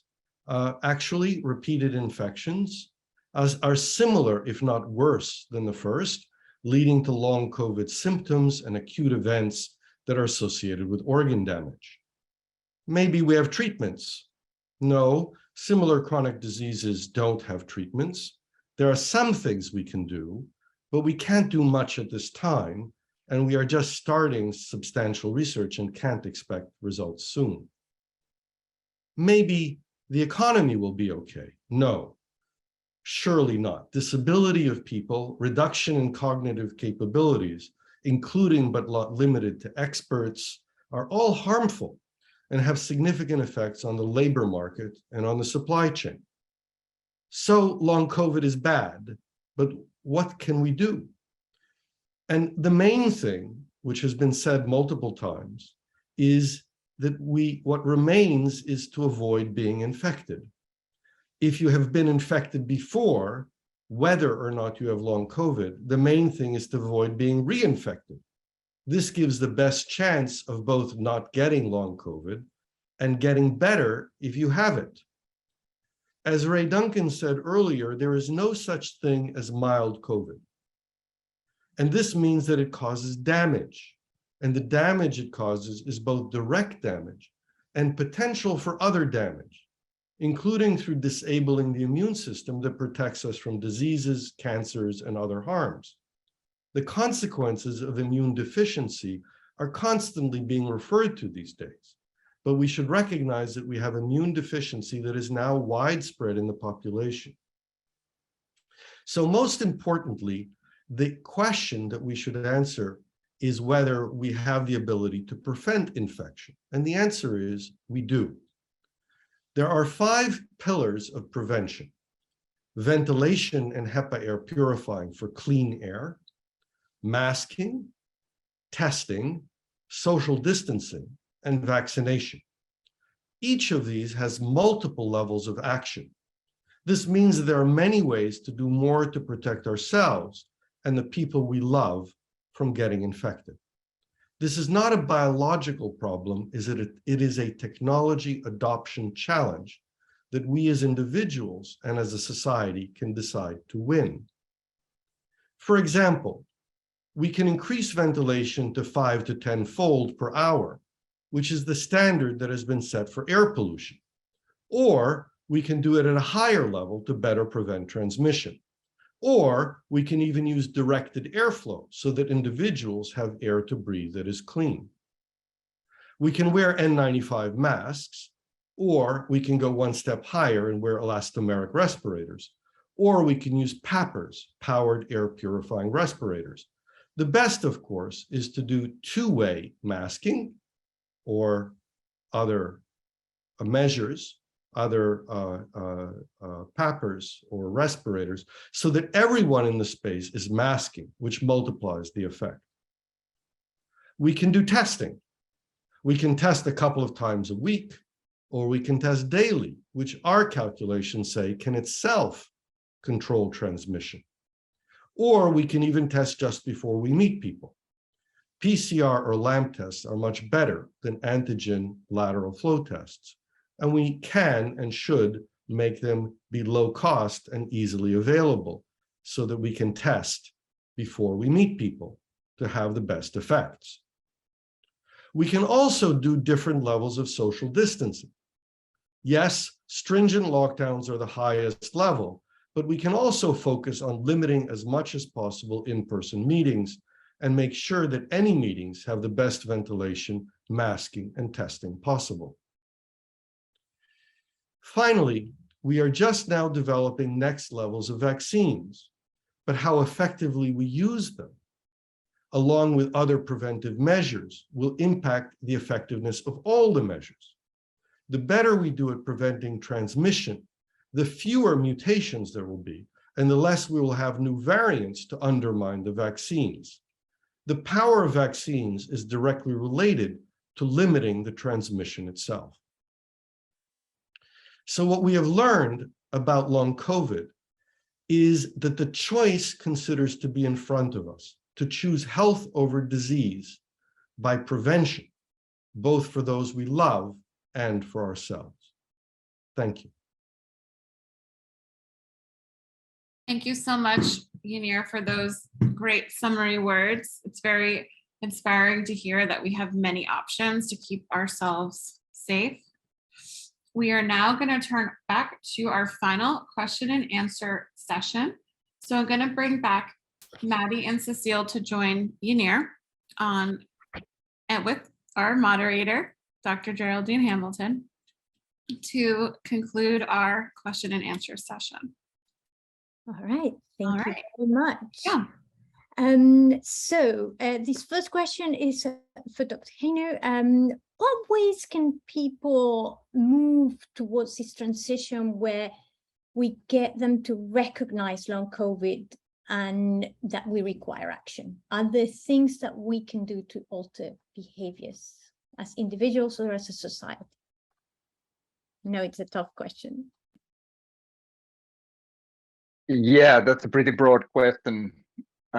Maybe one thing worth mentioning about it is that if we have a huge amount of people, and then if we put out a message, and everyone in within that group knows that everyone else has got that message. But if everyone else can also observe that none of the people who have got the message are actually acting according to that message, then we really risk a sort of a backfiring effect in the sense that if you, for example, if there's a mask mandate, and everyone can see that no one is wearing masks, then everyone can look at everyone else and thinking, oh, well, actually, it doesn't seem that much like masks are needed. So another option to doing that, like putting all the awareness in first, is to actually work with smaller communities and businesses and do work within those, like little by little, and this creating the best practices and learning as we go, and like going one network forward every time, and trying to bring forward the larger scale change in that way. Thank you. Dr. Philippe, if you were a business leader, again, another tough question, you guys get all the tough ones. If you were a business leader, a business owner, or a venture capitalist investor, what would be your main concerns regarding what you've heard here today? My main concern now would be that I do not want to get COVID. And because actually cognition and cognitive impairment it seems to be one of the big issue, and those people, you know, they work from, or almost essentially from their cognitive abilities to solve very, very fast problem that others are not able to solve. And so I would first take measures in order to protect myself, but because I'm a venture capitalist, I'm looking for the most talented people. And actually, if I strongly believe that they are like an engine within the system, and that actually one of the main issues today is to find those most talented people, and they are few and they are scarce. I do not want the pool to be even scarcer. So I would start trying to think about this long COVID issue, not only in the way that you know, we often hear that we need to accommodate. I think really, I mean, what Janja said, and I mean, is absolutely essential. We at the individual level can take some measures, but some others have to be taken at the societal level. like quality of air in schools. I did not mention it in my talk, but this is we invest billions of dollars in the education of our kids. Why? Because we think they are the future. They are building the society of the futures. And the huge paradox is that we think that they are not going to be impacted by long COVID, even though they are younger, so they will get infected more often if we do not take any measures. So air quality, masking, if air quality is not good enough. I mean, there are so many things that we can do, and with vaccines together and all the new technologies, I mean, they can really work together so that because one thing is also to preserve our liberties, to preserve what we care, which is actually to be able to interact. That's what I was saying. Interaction are absolutely essential. And if we want to preserve, we need to create those ecosystems where actually we feel safe to interact and we do not contaminate others. And Yanir, would you like to comment on that question too? Sure. I think that this idea that people who value their own cognitive abilities should be the ones who are, of course, making sure that they're not infected is clear. But any business owner or leader has to be concerned about the key people that are working in their companies, or, as Cecile mentioned, the people that they would like to hire as the talent to be the engine in their companies. And so taking precautions in a corporate context to protect their most important asset makes sense. People are worried about the structural integrity of their infrastructure, but surely making sure that they're talented workers and everyone's cognitive abilities are important. But of course, there are the diversity of capabilities means that many specific capabilities are important, and that's essential to protect in the context of a modern economic activity, surely very different from our expectations about industrial era production lines, but in the context of the workforce disability that Cecile talked about, it impacts even the production lines and the supply chains at their most basic level, and then definitely it impacts the high cognitive roles that are generally present in today's economy. Thank you. And I know we're over time, but I have an important question from the audience that I will pose to all three panelists. How can we help kids that are still going to school wearing their masks, but they might be the only ones in the entire school or in their classroom? Are there any tips to help them cope in that situation and to help them continue to wear their mask successfully? I think Maddie may have more to add, but I think one of the things is clearly to create the understanding that people should care about each other, and if someone would like to wear a mask, they should be encouraged to wear the mask that they want to wear for their own safety. And the first question in terms of social pressure is the acceptance of the right or the freedom of individuals to protect themselves in this kind of a context and to protect their families, their loved ones. So whether children are wearing the mask for themselves or protect their parents or grandparents, or whether parents are wearing masks to protect their children, the siblings, cousins, all of those should be understood as a part of what we do for each other, and an essential part of how we respond to an infectious disease that can cause problems both in the acute phase and, as we've learned today, so much in the long COVID part of the infection. Cecile? Yes, I'm going to tell you what we do because we are a family of 4 and 2 young kids at school, and they wear the mask at all times. And it's not been easy, but the way they are doing it is that they explain to people who ask, because they ask always, and sometimes they are even harassed by some people. And it has worked. It has worked, and especially this year, they are not in trouble anymore. They are telling people, I do that in order to protect my parents. And that, I guess the communication can change, depending on where people are. But right now in France, they are telling something that is true, which is that they are doing and they are protecting their parents. And as parents, we've been speaking to everyone, to the teachers, to the people in all school. We've been going to them. We've been telling them why we do that, and that's how this year they are completely accepted and not putting, in those conflicts where one adult is telling them that they have to take their mask off. So, any last comment, Matty?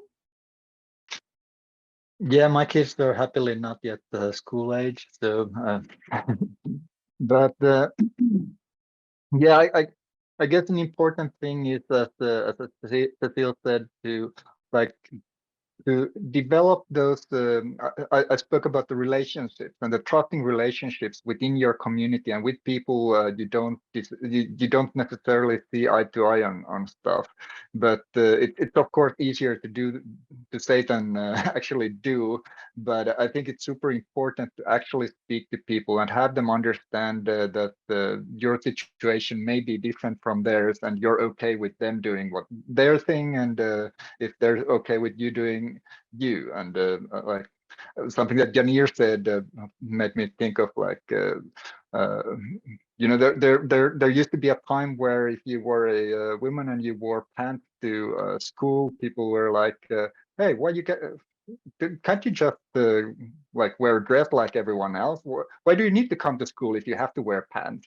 So I guess it's that much different from that. I don't know.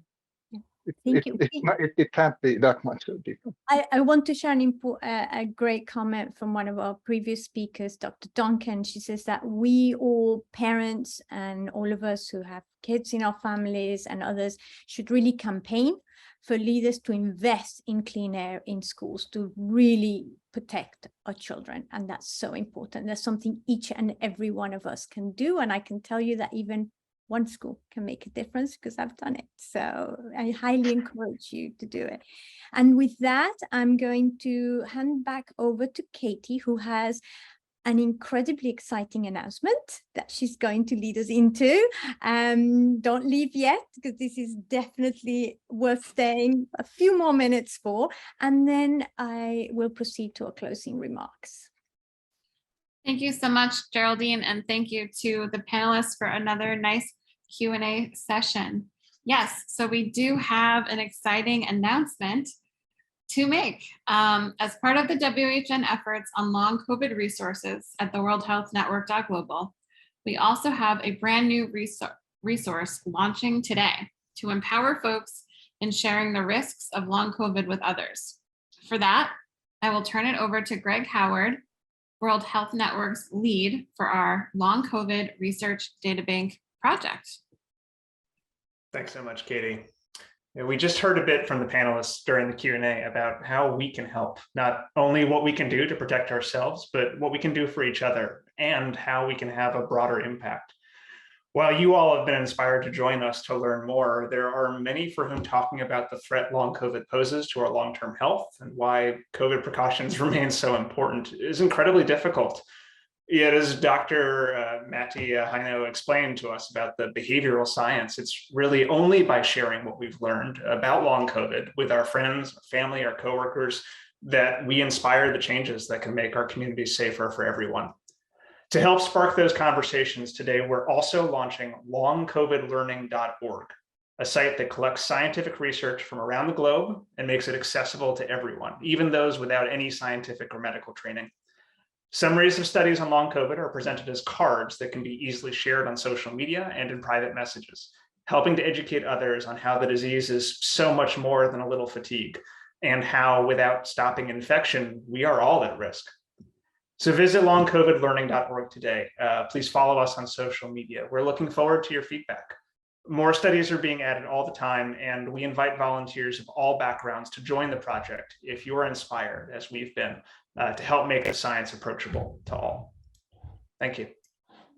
Thank you, and bravo, Greg. This is an incredible initiative. It's going to be such a helpful tool for everybody. And to let you know, please go visit the website, but also that it will continue to grow and we'll continue to add to it. So it will be ever changing and increasing. So check it out. So now for bringing the meeting to a close, it has been an incredible event. It has also highlighted the importance of creating awareness on the long-term impacts and risks of long COVID. We cannot allow people to continue to get infected multiple times with a virus that can severely impact, as we have heard today from our speakers, key organs such as the cardiovascular system, the immunological system, and our neurological system. This virus leads to chronic disease and disability, and acute events like heart attacks, strokes, pulmonary embolism. This is simply not sustainable. These acute events can also lead to disabilities and deaths over the long term. Long COVID impacts the quality of our lives, our ability to work, our ability to innovate, and to problem solve. We must act now to protect our fellow humans, to protect our society and the economy. And there are multiple ways that we can do that. We are not helpless. We need to care for one another. The solutions are in our hands. This is not actually held back by the biology of this disease. It lies in our individual and societal action. We need to adopt the tools and technologies that we have, as well as new ones that will come along to help protect each other and to help those suffering. Thank you.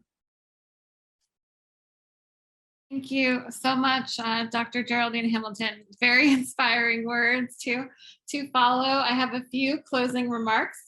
We do have some great news that we're going to be hosting more events just like this, but in different languages coming up soon. We're going to be having a German event on September 24th and a Spanish event on September 25th.